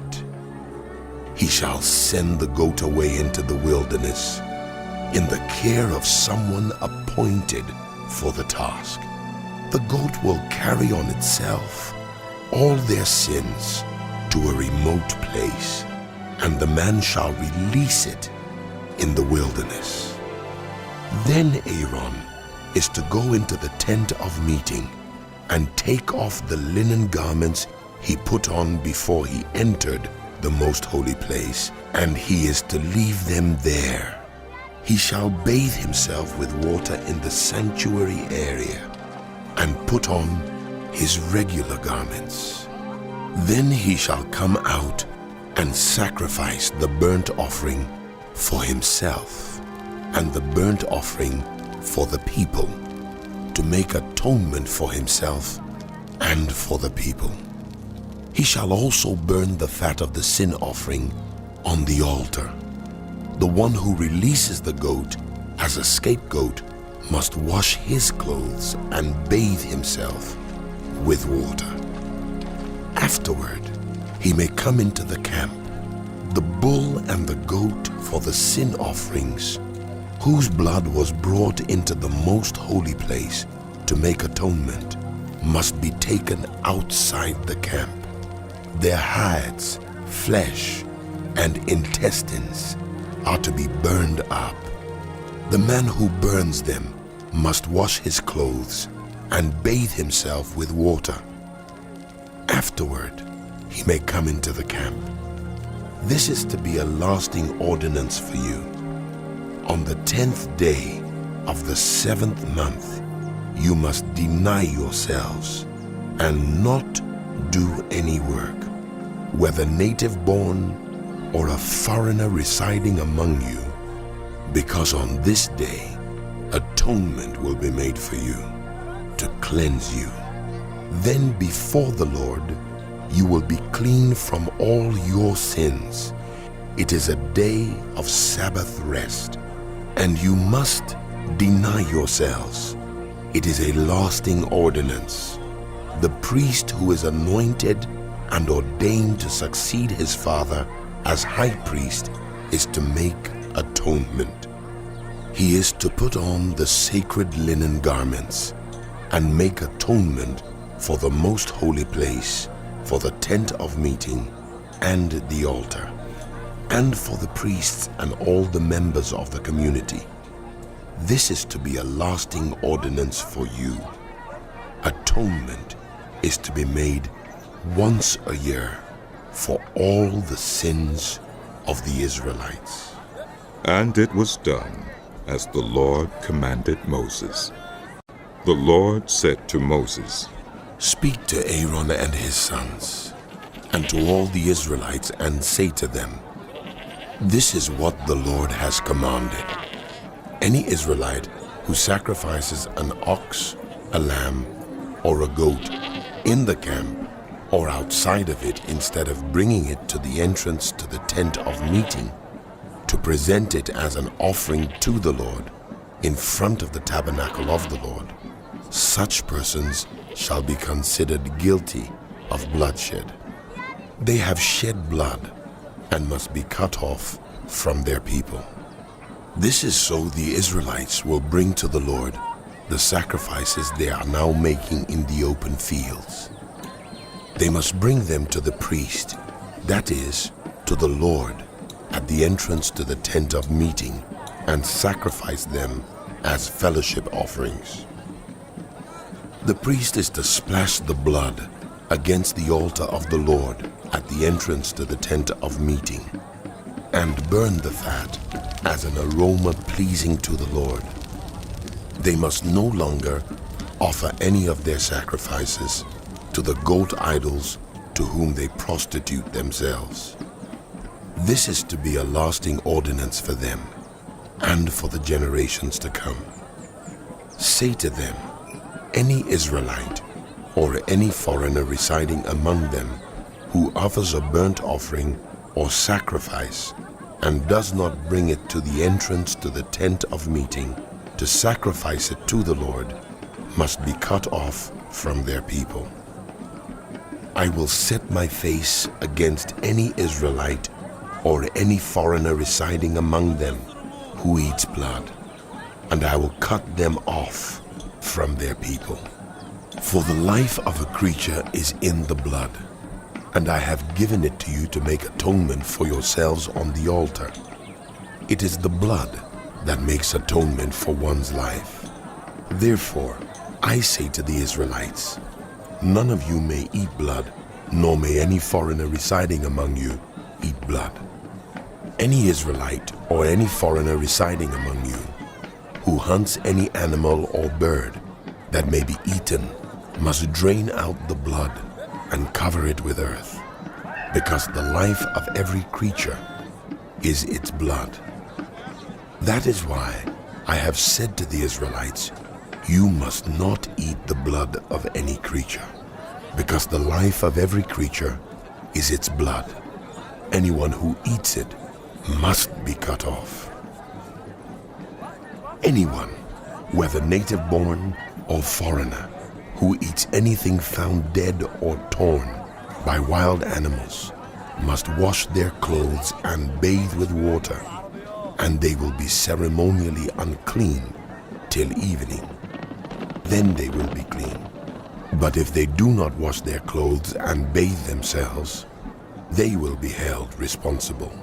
The Lord said to Moses, Speak to the Israelites and say to them, I am the Lord your God. You must not do as they do in Egypt, where you used to live. And you must not do as they do in the land of Canaan, where I am bringing you. Do not follow their practices. You must obey my laws and be careful to follow my decrees. I am the Lord your God. Keep my decrees and laws, for whoever obeys them will live by them. I am the Lord. No one is to approach any close relative to have sexual relations. I am the Lord. Do not dishonor your father by having sexual relations with your mother. She is your mother. Do not have relations with her. Do not have sexual relations with your father's wife. That would dishonor your father. Do not have sexual relations with your sister, either your father's daughter or your mother's daughter, whether she was born in the same home or elsewhere. Do not have sexual relations with your son's daughter or your daughter's daughter. That would dishonor you. Do not have sexual relations with the daughter of your father's wife, born to your father. She is your sister. Do not have sexual relations with your father's sister. She is your father's close relative. Do not have sexual relations with your mother's sister, because she is your mother's close relative. Do not dishonor your father's brother by approaching his wife to have sexual relations. She is your aunt. Do not have sexual relations with your daughter-in-law. She is your son's wife. Do not have relations with her. Do not have sexual relations with your brother's wife. That would dishonor your brother. Do not have sexual relations with both a woman and her daughter. Do not have sexual relations with either her son's daughter or her daughter's daughter. They are her close relatives. That is wickedness. Do not take your wife's sister as a rival wife and have sexual relations with her while your wife is living. Do not approach a woman to have sexual relations during the uncleanness of her monthly period. Do not have sexual relations with your neighbor's wife and defile yourself with her. Do not give any of your children to be sacrificed to Moloch, for you must not profane the name of your God. I am the Lord. Do not have sexual relations with a man as one does with a woman. That is detestable. Do not have sexual relations with an animal and defile yourself with it. A woman must not present herself to an animal to have sexual relations with it. That is a perversion. Do not defile yourselves in any of these ways, because this is how the nations that I am going to drive out before you became defiled. Even the land was defiled, so I punished it for its sin, and the land vomited out its inhabitants. But you must keep my decrees and my laws. The native-born and the foreigners residing among you must not do any of these detestable things, for all these things were done by the people who lived in the land before you, and the land became defiled.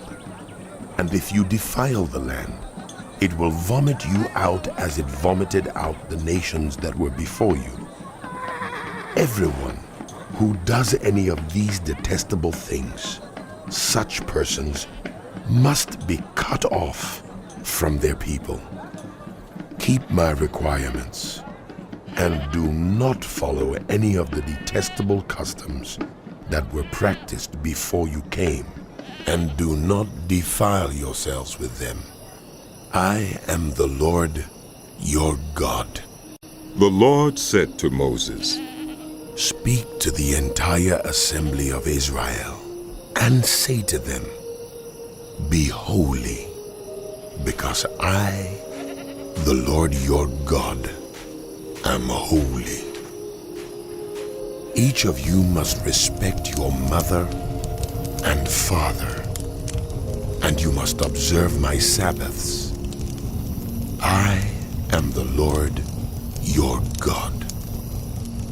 Do not turn to idols or make metal gods for yourselves. I am the Lord your God. When you sacrifice a fellowship offering to the Lord, sacrifice it in such a way that it will be accepted on your behalf. It shall be eaten on the day you sacrifice it, or on the next day.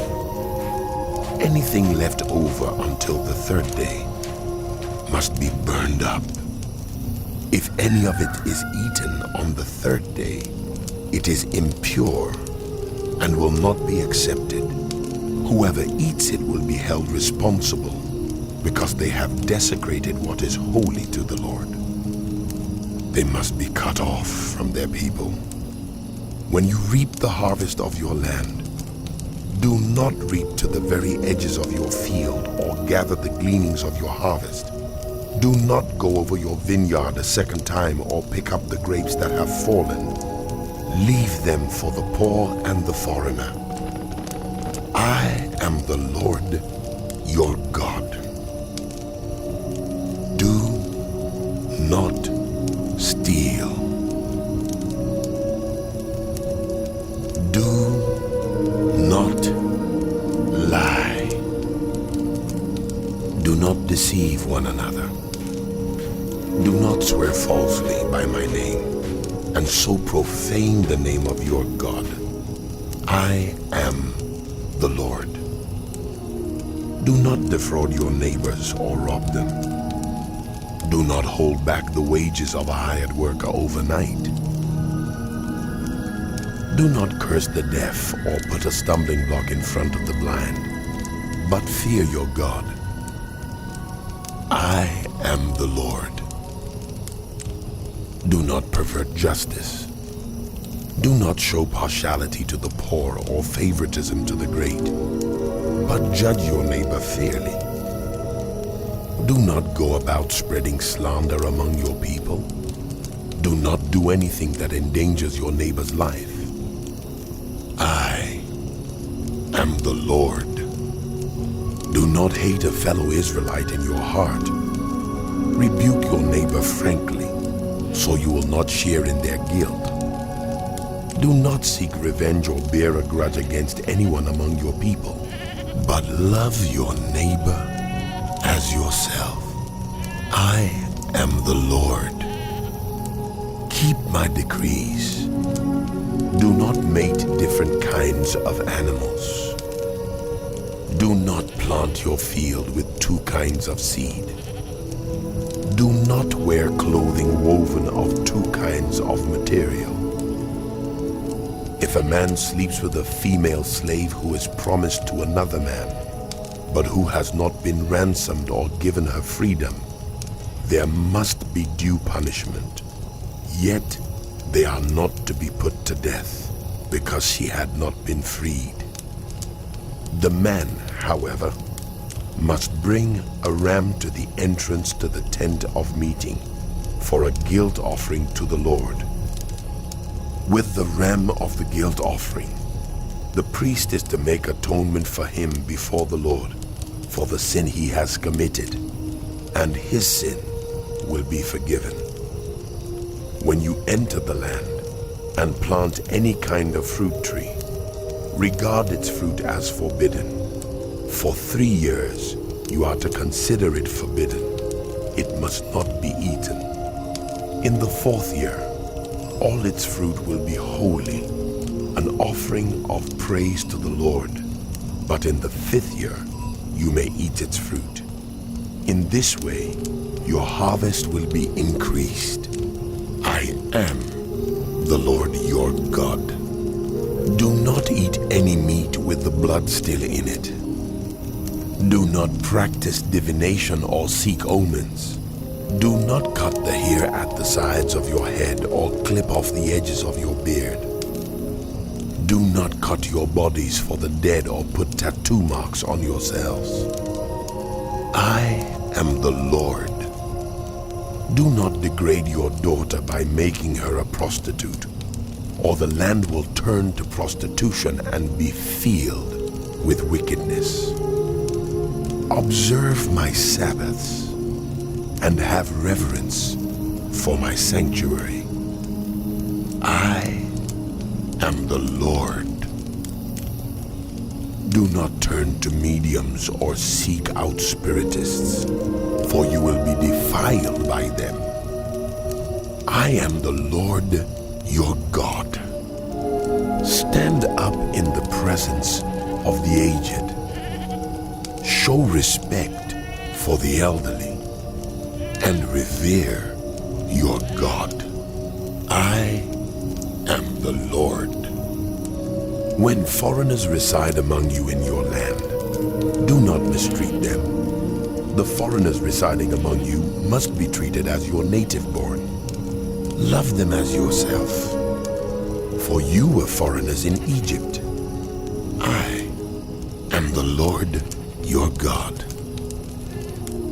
Do not use dishonest standards when measuring length, weight, or quantity. Use honest scales and honest weights, an honest ephah and an honest hin. I am the Lord your God, who brought you out of Egypt. Keep all my decrees and all my laws and follow them. I am the Lord. The Lord said to Moses, Say to the Israelites, any Israelite or any foreigner residing in Israel who sacrifices any of his children to Molech is to be put to death. The members of the community are to stone him. I myself will set my face against him and will cut him off from his people. For by sacrificing his children to Molech, he has defiled my sanctuary and profaned my holy name.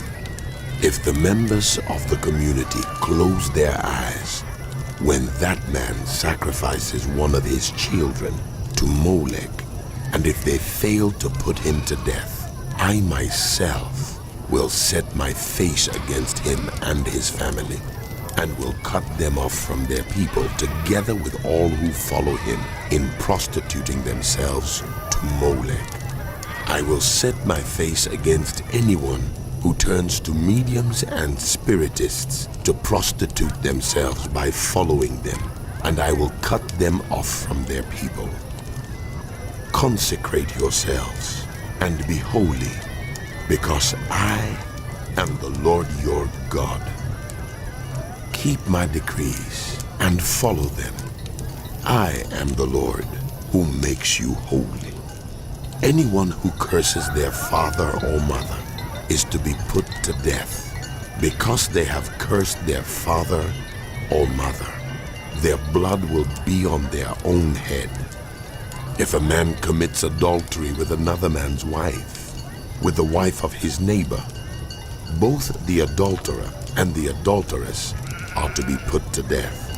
If a man has sexual relations with his father's wife, he has dishonored his father. Both the man and the woman are to be put to death. Their blood will be on their own heads. If a man has sexual relations with his daughter-in-law, both of them are to be put to death. What they have done is a perversion. Their blood will be on their own heads. If a man has sexual relations with a man, as one does with a woman, both of them have done what is detestable. They are to be put to death. Their blood will be on their own heads. If a man marries both a woman and her mother, it is wicked.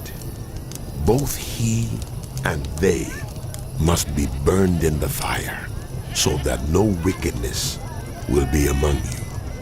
If a man has sexual relations with an animal, he is to be put to death, and you must kill the animal. If a woman approaches an animal to have sexual relations with it, kill both the woman and the animal. They are to be put to death. Their blood will be on their own heads.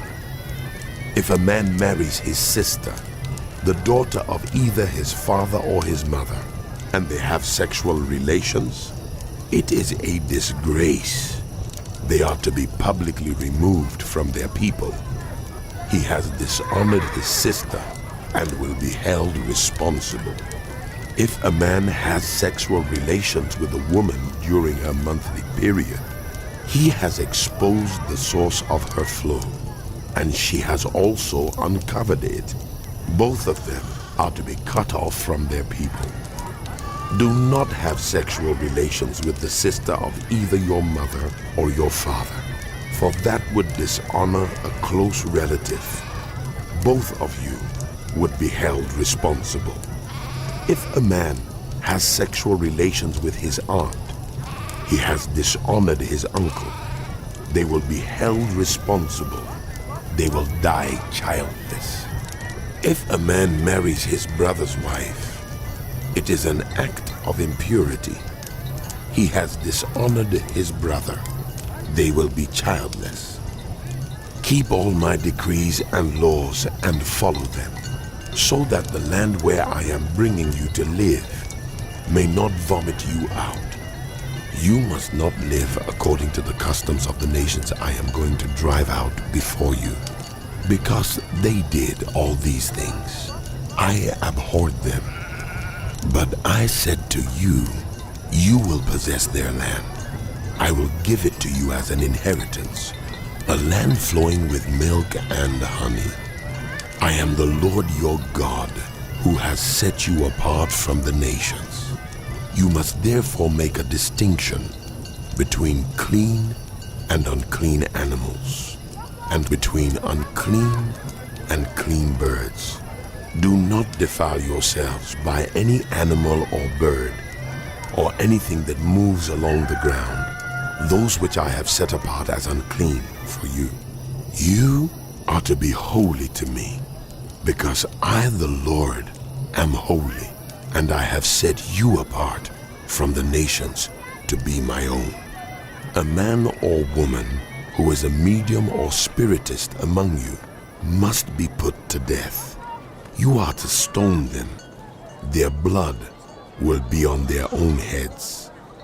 The Lord said to Moses, Speak to the priests, the sons of Aaron, and say to them, a priest must not make himself ceremonially unclean for any of his people who die, except for a close relative, such as his mother or father, his son or daughter, his brother, or an unmarried sister who is dependent on him, since she has no husband.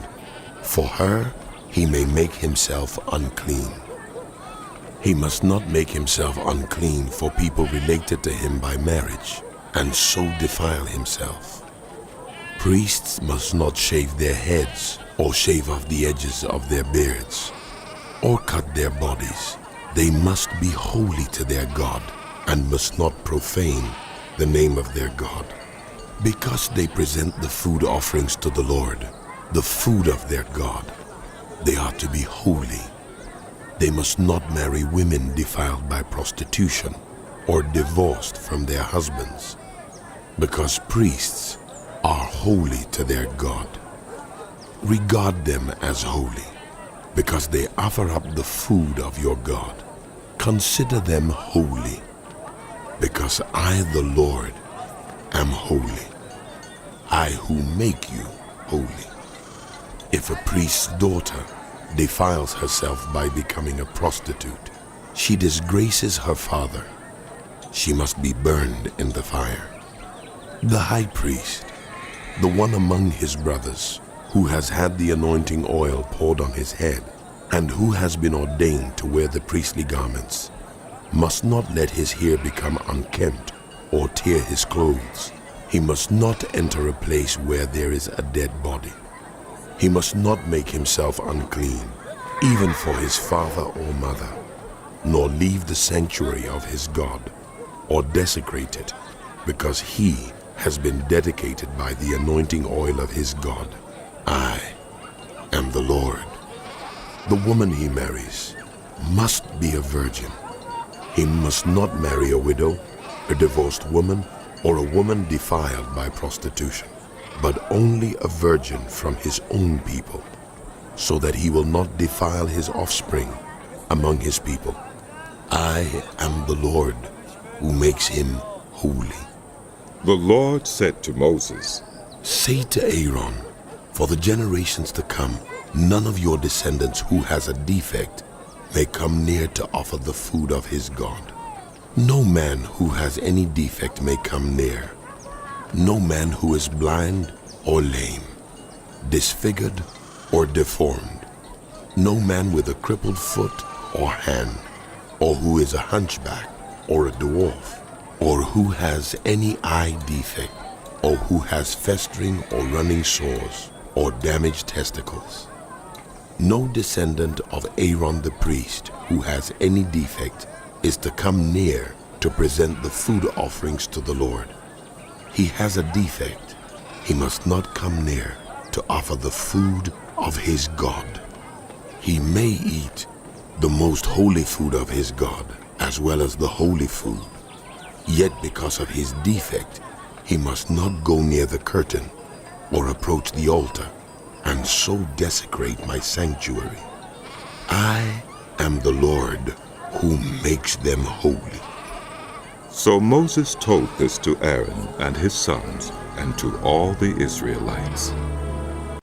The Lord said to Moses, Tell Aaron and his sons to treat with respect the sacred offerings the Israelites consecrate to me, so they will not profane my holy name. I am the Lord. Say to them, for the generations to come, if any of your descendants is ceremonially unclean, and yet comes near the sacred offerings that the Israelites consecrate to the Lord, that person must be cut off from my presence. I am the Lord. If a descendant of Aaron has a defiling skin disease or a bodily discharge, he may not eat the sacred offerings until he is cleansed. He will also be unclean if he touches something defiled by a corpse, or by anyone who has an emission of semen, or if he touches any crawling thing that makes him unclean, or any person who makes him unclean. Whatever the uncleanness may be, the one who touches any such thing will be unclean till evening. He must not eat any of the sacred offerings unless he has bathed himself with water. When the sun goes down, he will be clean, and after that he may eat the sacred offerings, for they are his food. He must not eat anything found dead or torn by wild animals, and so become unclean through it. I am the Lord. The priests are to perform my service in such a way that they do not become guilty and die for treating it with contempt. I am the Lord who makes them holy. No one outside a priest's family may eat the sacred offering, nor may the guest of a priest or his hired worker eat it. But if a priest buys a slave with money, or if slaves are born in his household, they may eat his food. If a priest's daughter marries anyone other than a priest, she may not eat any of the sacred contributions. But if a priest's daughter becomes a widow or is divorced, yet has no children, and she returns to live in her father's household as in her youth, she may eat of her father's food. No unauthorized person, however, may eat any of it. Anyone who eats a sacred offering by mistake must make restitution to the priest for the offering and add a fifth of the value to it. The priests must not desecrate the sacred offerings the Israelites present to the Lord by allowing them to eat the sacred offerings and so bring upon them guilt requiring payment. I am the Lord who makes them holy. The Lord said to Moses, Speak to Aaron and his sons, and to all the Israelites, and say to them, if any of you, whether an Israelite or a foreigner residing in Israel, presents a gift for a burnt offering to the Lord, either to fulfill a vow or as a freewill offering, you must present a male without defect from the cattle, sheep, or goats, in order that it may be accepted on your behalf. Do not bring anything with a defect, because it will not be accepted on your behalf. When anyone brings from the herd or flock a fellowship offering to the Lord to fulfill a special vow or as a freewill offering, it must be without defect or blemish to be acceptable.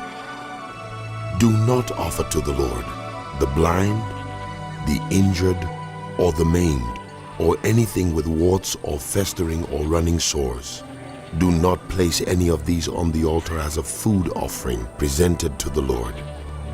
You may, however, present as a freewill offering an ox or a sheep that is deformed or stunted, but it will not be accepted in fulfillment of a vow. You must not offer to the Lord an animal whose testicles are bruised, crushed, torn, or cut. You must not do this in your own land, and you must not accept such animals from the hand of a foreigner and offer them as the food of your God. They will not be accepted on your behalf, because they are deformed and have defects. The Lord said to Moses, When a calf, a lamb, or a goat is born, it is to remain with its mother for 7 days.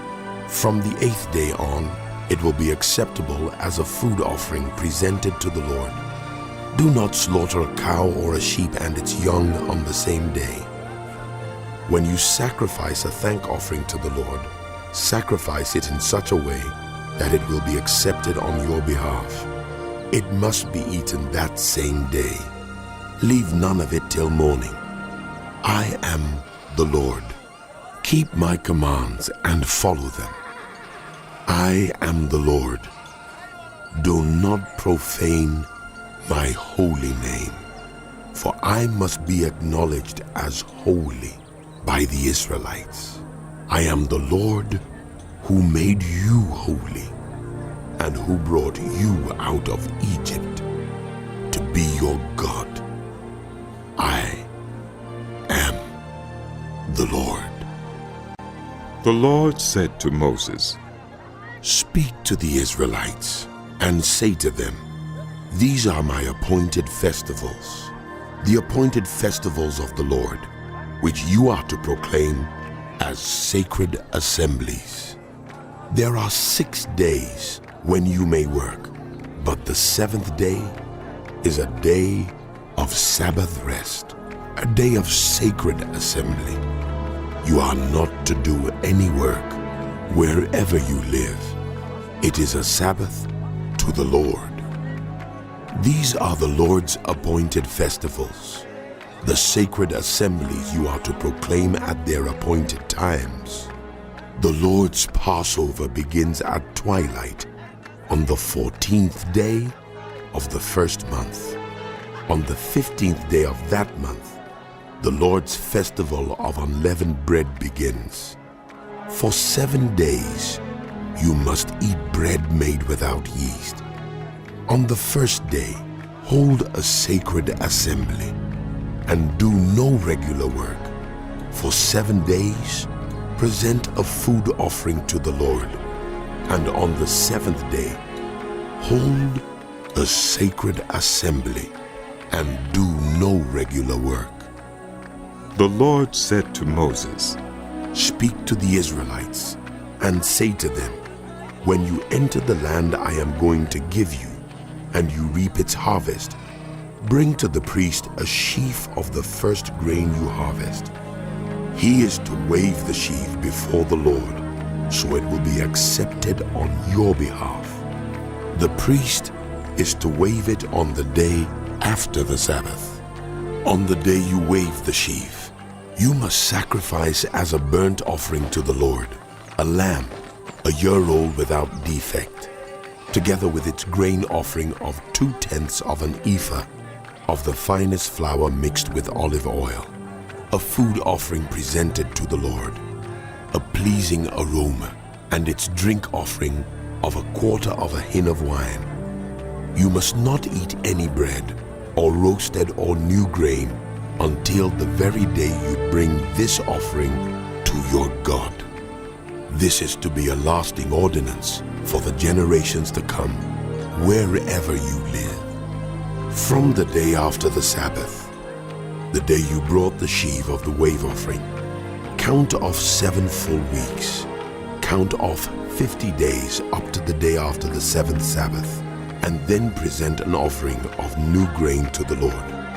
From wherever you live, bring 2 loaves made of 2/10 of an ephah of the finest flour baked with yeast, as a wave offering of first fruits to the Lord. Present with this bread 7 male lambs, each a year old and without defect, 1 young bull and 2 rams. They will be a burnt offering to the Lord, together with their grain offerings and drink offerings, a food offering, an aroma pleasing to the Lord. Then sacrifice 1 male goat for a sin offering, and 2 lambs, each a year old, for a fellowship offering. The priest is to wave the 2 lambs before the Lord as a wave offering, together with the bread of the first fruits.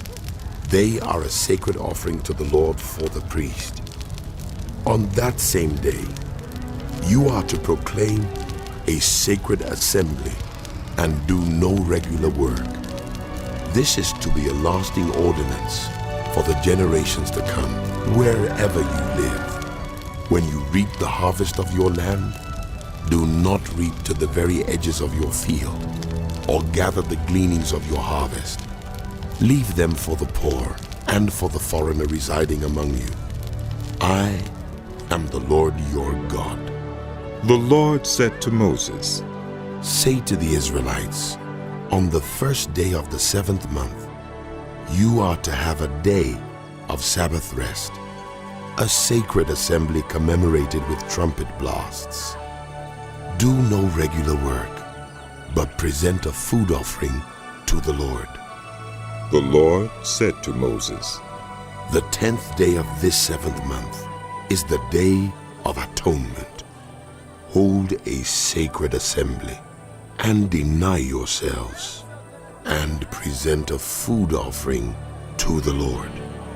Do not do any work on that day, because it is the Day of Atonement, when atonement is made for you before the Lord your God. Those who do not deny themselves on that day must be cut off from their people. I will destroy from among their people anyone who does any work on that day. You shall do no work at all. This is to be a lasting ordinance for the generations to come, wherever you live. It is a day of Sabbath rest for you, and you must deny yourselves. From the evening of the 9th day of the month until the following evening, you are to observe your Sabbath. The Lord said to Moses, Say to the Israelites, on the 15th day of the 7th month, the Lord's festival of tabernacles begins, and it lasts for 7 days. The first day is a sacred assembly. Do no regular work. For 7 days, present food offerings to the Lord. And on the 8th day, hold a sacred assembly and present a food offering to the Lord. It is the closing special assembly. Do no regular work. These are the Lord's appointed festivals, which you are to proclaim as sacred assemblies for bringing food offerings to the Lord. The burnt offerings and grain offerings, sacrifices and drink offerings required for each day. These offerings are in addition to those for the Lord's Sabbaths, and in addition to your gifts, and whatever you have vowed, and all the freewill offerings you give to the Lord. So, beginning with the 15th day of the 7th month, after you have gathered the crops of the land, celebrate the festival to the Lord for 7 days. The first day is a day of Sabbath rest, and the 8th day also is a day of Sabbath rest. On the first day, you are to take branches from luxuriant trees, from palms, willows, and other leafy trees, and rejoice before the Lord your God for 7 days. Celebrate this as a festival to the Lord for 7 days each year. This is to be a lasting ordinance for the generations to come. Celebrate it in the 7th month. Live in temporary shelters for 7 days. All native-born Israelites are to live in such shelters, so your descendants will know that I had the Israelites live in temporary shelters when I brought them out of Egypt. I am the Lord your God. So Moses announced to the Israelites the appointed festivals of the Lord. The Lord said to Moses, Command the Israelites to bring you clear oil of pressed olives for the light, so that the lamps may be kept burning continually. Outside the curtain that shields the Ark of the Covenant law in the tent of meeting, Aaron is to tend the lamps before the Lord from evening till morning continually. This is to be a lasting ordinance for the generations to come. The lamps on the pure gold lampstand before the Lord must be tended continually. Take the finest flour and bake 12 loaves of bread, using 2/10 of an ephah for each loaf. Arrange them in 2 stacks, 6 in each stack on the table of pure gold before the Lord. By each stack, put some pure incense as a memorial portion to represent the bread and to be a food offering presented to the Lord.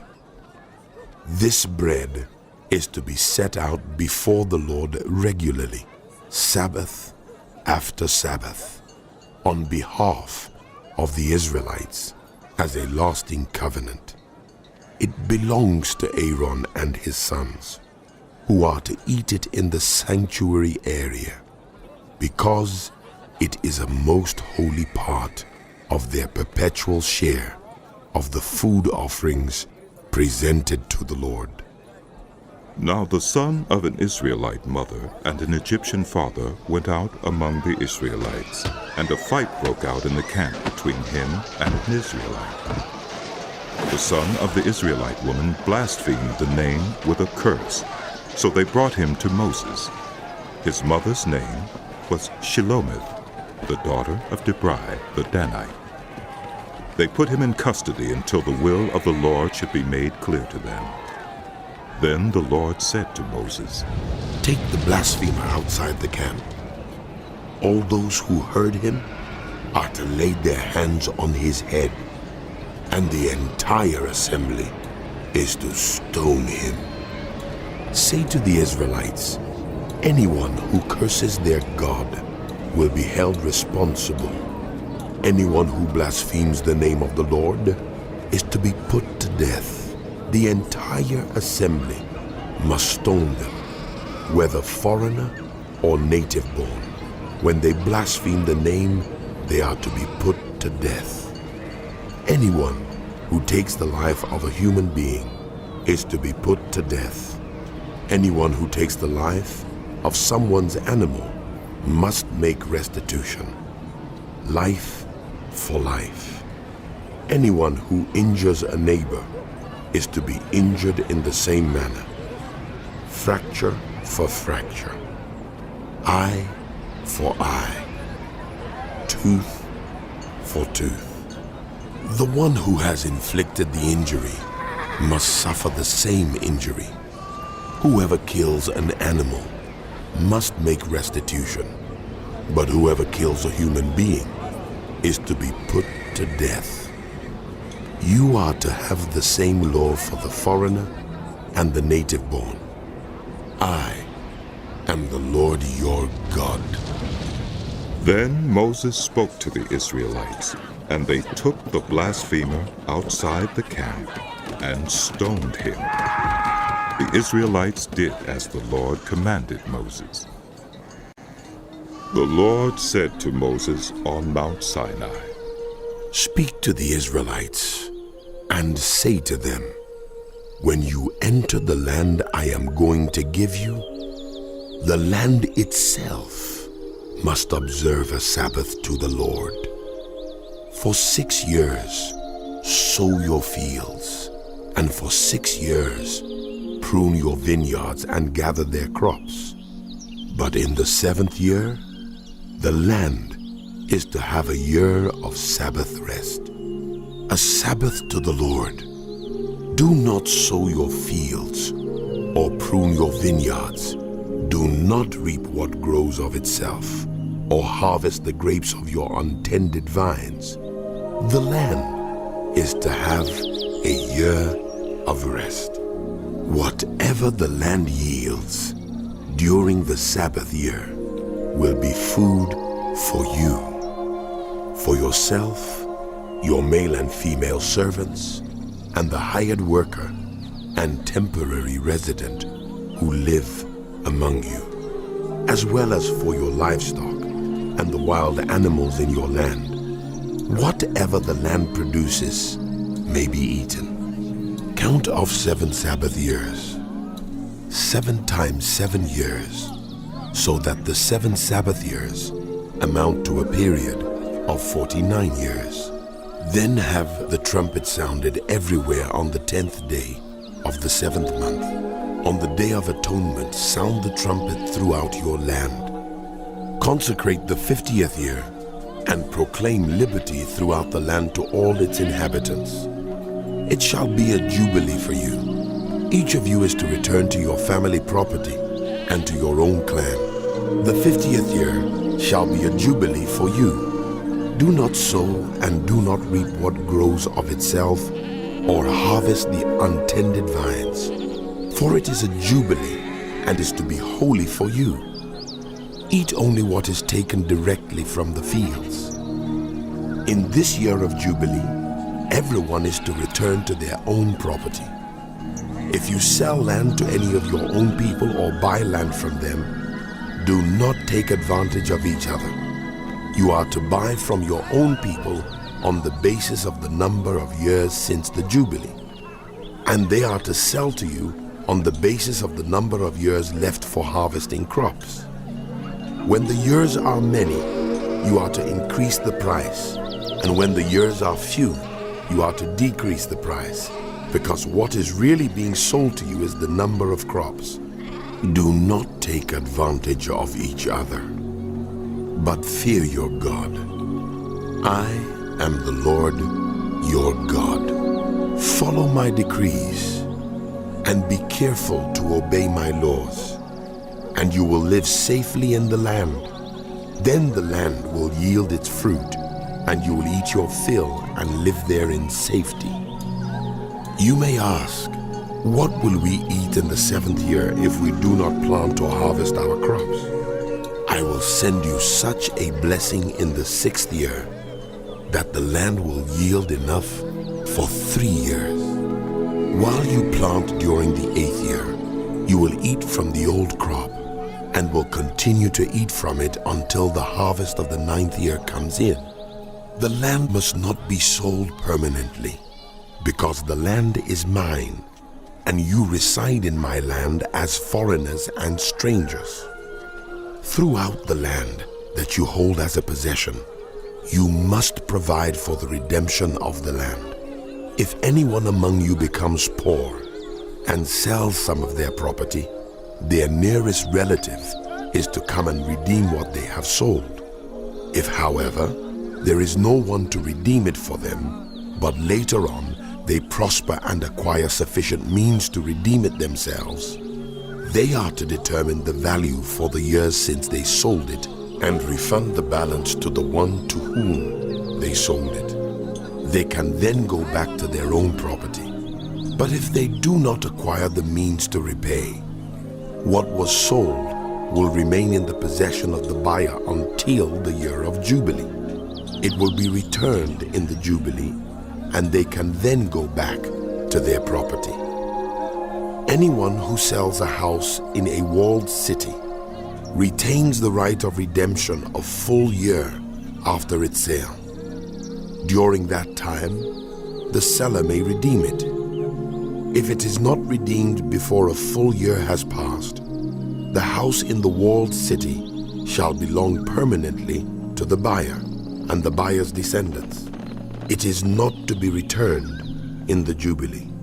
But houses in villages without walls around them are to be considered as belonging to the open country. They can be redeemed, and they are to be returned in the Jubilee. The Levites always have the right to redeem their houses in the Levitical towns which they possess. So the property of the Levites is redeemable. That is, a house sold in any town they hold, and is to be returned in the Jubilee, because the houses in the towns of the Levites are their property among the Israelites. But the pasture land belonging to their towns must not be sold. It is their permanent possession. If any of your own people become poor and are unable to support themselves among you, help them as you would a foreigner and stranger, so they can continue to live among you. Do not take interest or any profit from them, but fear your God, so that your poor neighbors may continue to live among you. You must not lend them money at interest or sell them food at a profit. I am the Lord your God, who brought you out of Egypt to give you the land of Canaan and to be your God. If any of your own people become poor and sell themselves to you, do not make them work as slaves. They are to be treated as hired workers or temporary residents among you. They are to work for you until the year of Jubilee. Then they and their children are to be released, and they will go back to their own clans and to the property of their ancestors. Because the Israelites are my servants, whom I brought out of Egypt, they must not be sold as slaves. Do not rule over them ruthlessly, but fear your God. Your male and female slaves are to come from the nations around you. From them you may buy slaves. You may also buy some of the temporary residents living among you and members of their clans born in your country, and they will become your property. You can bequeath them to your children as inherited property and can make them slaves for life, but you must not rule over your fellow Israelites ruthlessly. If a foreigner residing among you becomes rich, and any of your own people become poor and sell themselves to the foreigner or to a member of the foreigner's clan, they retain the right of redemption after they have sold themselves. One of their relatives may redeem them, an uncle or a cousin or any blood relative in their clan may redeem them. Or if any of them prosper, they may redeem themselves. They and their buyer are to count the time from the year they sold themselves up to the year of Jubilee. The price for their release is to be based on the rate paid to a hired worker for that number of years. If many years remain, they must pay for their redemption a larger share of the price paid for them. If only a few years remain until the year of Jubilee, they are to compute that and pay for their redemption accordingly. They are to be treated as hired workers from year to year. You must see to it that those to whom they owe service do not rule over them ruthlessly. Even if they are not redeemed in any of these ways, they and their children are to be released in the year of Jubilee. For the Israelites belong to me as servants. They are my servants, whom I brought out of Egypt.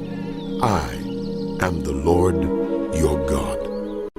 Do not make idols or set up an image or a sacred stone for yourselves. And do not place a carved stone in your land to bow down before it. I am the Lord your God.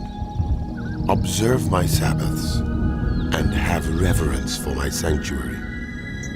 I am the Lord. If you follow my decrees and are careful to obey my commands, I will send you rain in its season, and the ground will yield its crops and the trees their fruit. Your threshing will continue until grape harvest, and the grape harvest will continue until planting, and you will eat all the food you want and live in safety in your land. I will grant peace in the land, and you will lie down, and no one will make you afraid. I will remove wild beasts from the land, and the sword will not pass through your country. You will pursue your enemies, and they will fall by the sword before you. 5 of you will chase 100, and 100 of you will chase 10,000, and your enemies will fall by the sword before you. I will look on you with favor and make you fruitful and increase your numbers. And I will keep my covenant with you. You will still be eating last year's harvest when you will have to move it out to make room for the new. I will put my dwelling place among you, and I will not abhor you.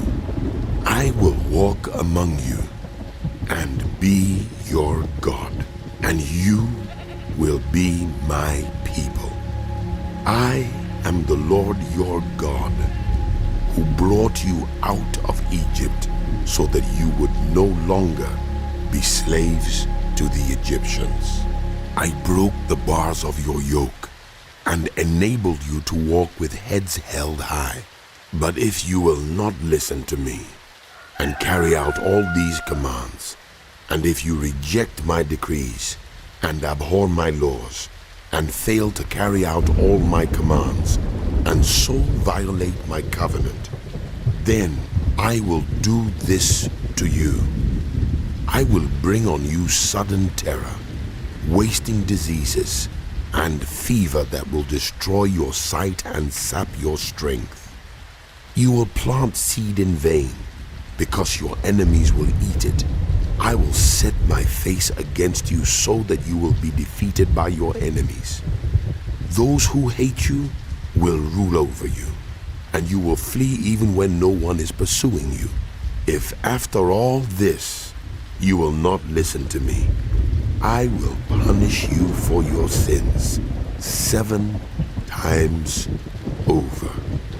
I will break down your stubborn pride and make the sky above you like iron and the ground beneath you like bronze. Your strength will be spent in vain, because your soil will not yield its crops, nor will the trees of your land yield their fruit. If you remain hostile toward me and refuse to listen to me, I will multiply your afflictions 7 times over, as your sins deserve. I will send wild animals against you, and they will rob you of your children, destroy your cattle, and make you so few in number that your roads will be deserted. If in spite of these things you do not accept my correction, but continue to be hostile toward me, I myself will be hostile toward you, and will afflict you for your sins 7 times over. And I will bring the sword on you to avenge the breaking of the covenant. When you withdraw into your cities, I will send a plague among you, and you will be given into enemy hands. When I cut off your supply of bread, 10 women will be able to bake your bread in one oven, and they will dole out the bread by weight. You will eat, but you will not be satisfied. If in spite of this, you still do not listen to me but continue to be hostile toward me, then in my anger I will be hostile toward you, and I myself will punish you for your sins 7 times over. You will eat the flesh of your sons and the flesh of your daughters. I will destroy your high places, cut down your incense altars, and pile your dead bodies on the lifeless forms of your idols, and I will abhor you. I will turn your cities into ruins and lay waste your sanctuaries, and I will take no delight in the pleasing aroma of your offerings. I myself will lay waste the land, so that your enemies who live there will be appalled. I will scatter you among the nations, and will draw out my sword and pursue you. Your land will be laid waste, and your cities will lie in ruins. Then the land will enjoy its Sabbath years all the time that it lies desolate, and you are in the country of your enemies. Then the land will rest and enjoy its Sabbaths. All the time that it lies desolate, the land will have the rest it did not have during the Sabbaths you lived in it. As for those of you who are left, I will make their hearts so fearful in the lands of their enemies that the sound of a wind-blown leaf will put them to flight. They will run as though fleeing from the sword, and they will fall, even though no one is pursuing them. They will stumble over one another as though fleeing from the sword, even though no one is pursuing them. So you will not be able to stand before your enemies. You will perish among the nations. The land of your enemies will devour you. Those of you who are left will waste away in the lands of their enemies because of their sins. Also because of their ancestors' sins, they will waste away. But if they will confess their sins and the sins of their ancestors, their unfaithfulness and their hostility toward me, which made me hostile toward them, so that I sent them into the land of their enemies, then when their uncircumcised hearts are humbled and they pay for their sin, I will remember my covenant with Jacob and my covenant with Isaac and my covenant with Abraham. And I will remember the land, for the land will be deserted by them and will enjoy its Sabbaths while it lies desolate without them. They will pay for their sins because they rejected my laws and abhorred my decrees. Yet in spite of this, when they are in the land of their enemies, I will not reject them or abhor them so as to destroy them completely, breaking my covenant with them. I am the Lord their God, but for their sake I will remember the covenant with their ancestors, whom I brought out of Egypt in the sight of the nations to be their God. I am the Lord. These are the decrees, the laws, and the regulations that the Lord established on Mount Sinai between himself and the Israelites through Moses. The Lord said to Moses, "Speak to the Israelites and say to them, if anyone makes a special vow to dedicate a person to the Lord by giving the equivalent value, set the value of a male between the ages of 20 and 60 at 50 shekels of silver, according to the sanctuary shekel. For a female, set her value at 30 shekels. For a person between the ages of 5 and 20, set the value of a male at 20 shekels, and of a female at 10 shekels. For a person between 1 month and 5 years, set the value of a male at 5 shekels of silver, and that of a female at 3 shekels of silver. For a person 60 years old or more, set the value of a male at 15 shekels, and of a female at 10 shekels. If anyone making the vow is too poor to pay the specified amount, The person being dedicated is to be presented to the priest, who will set the value according to what the one making the vow can afford. If what anyone vowed is an animal that is acceptable as an offering to the Lord, such an animal given to the Lord becomes holy. They must not exchange it or substitute a good one for a bad one, or a bad one for a good one. If they should substitute one animal for another, both it and the substitute become holy. If what they vowed is a ceremonially unclean animal, one that is not acceptable as an offering to the Lord, the animal must be presented to the priest, who will judge its quality as good or bad. Whatever value the priest then sets, that is what it will be. If the owner wishes to redeem the animal, a fifth must be added to its value. If anyone dedicates their house as something holy to the Lord, the priest will judge its quality as good or bad. Whatever value the priest then sets, so it will remain. If the one who dedicates their house wishes to redeem it, they must add a fifth to its value, and the house will again become theirs. If anyone dedicates to the Lord part of their family land, its value is to be set according to the amount of seed required for it. 50 shekels of silver to a homer of barley seed. If they dedicate a field during the year of Jubilee, the value that has been set remains. But if they dedicate a field after the Jubilee, the priest will determine the value according to the number of years that remain until the next year of Jubilee, and its set value will be reduced. If the one who dedicates the field wishes to redeem it, they must add a fifth to its value, and the field will again become theirs. If, however, they do not redeem the field, or if they have sold it to someone else, it can never be redeemed. When the field is released in the Jubilee, it will become holy, like a field devoted to the Lord. It will become priestly property.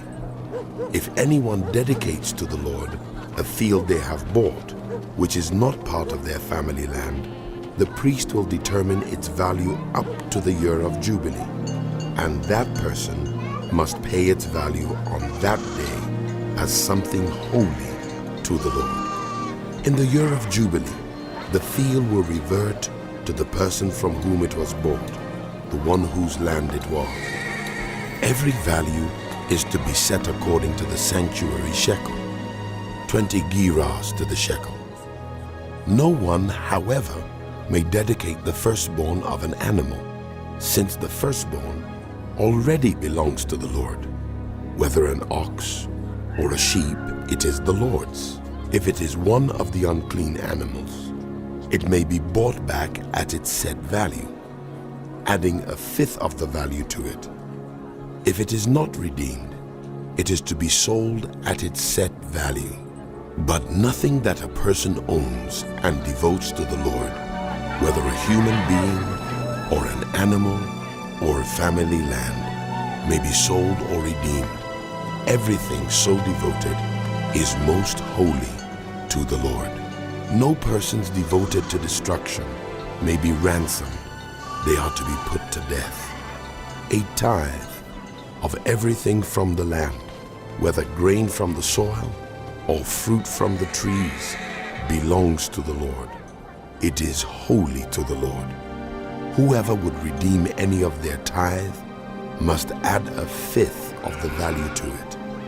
Every tithe of the herd and flock, every 10th animal that passes under the shepherd's rod, will be holy to the Lord. No one may pick out the good from the bad or make any substitution. If anyone does make a substitution, both the animal and its substitute become holy and cannot be redeemed. These are the commands the Lord gave Moses on Mount Sinai for the Israelites.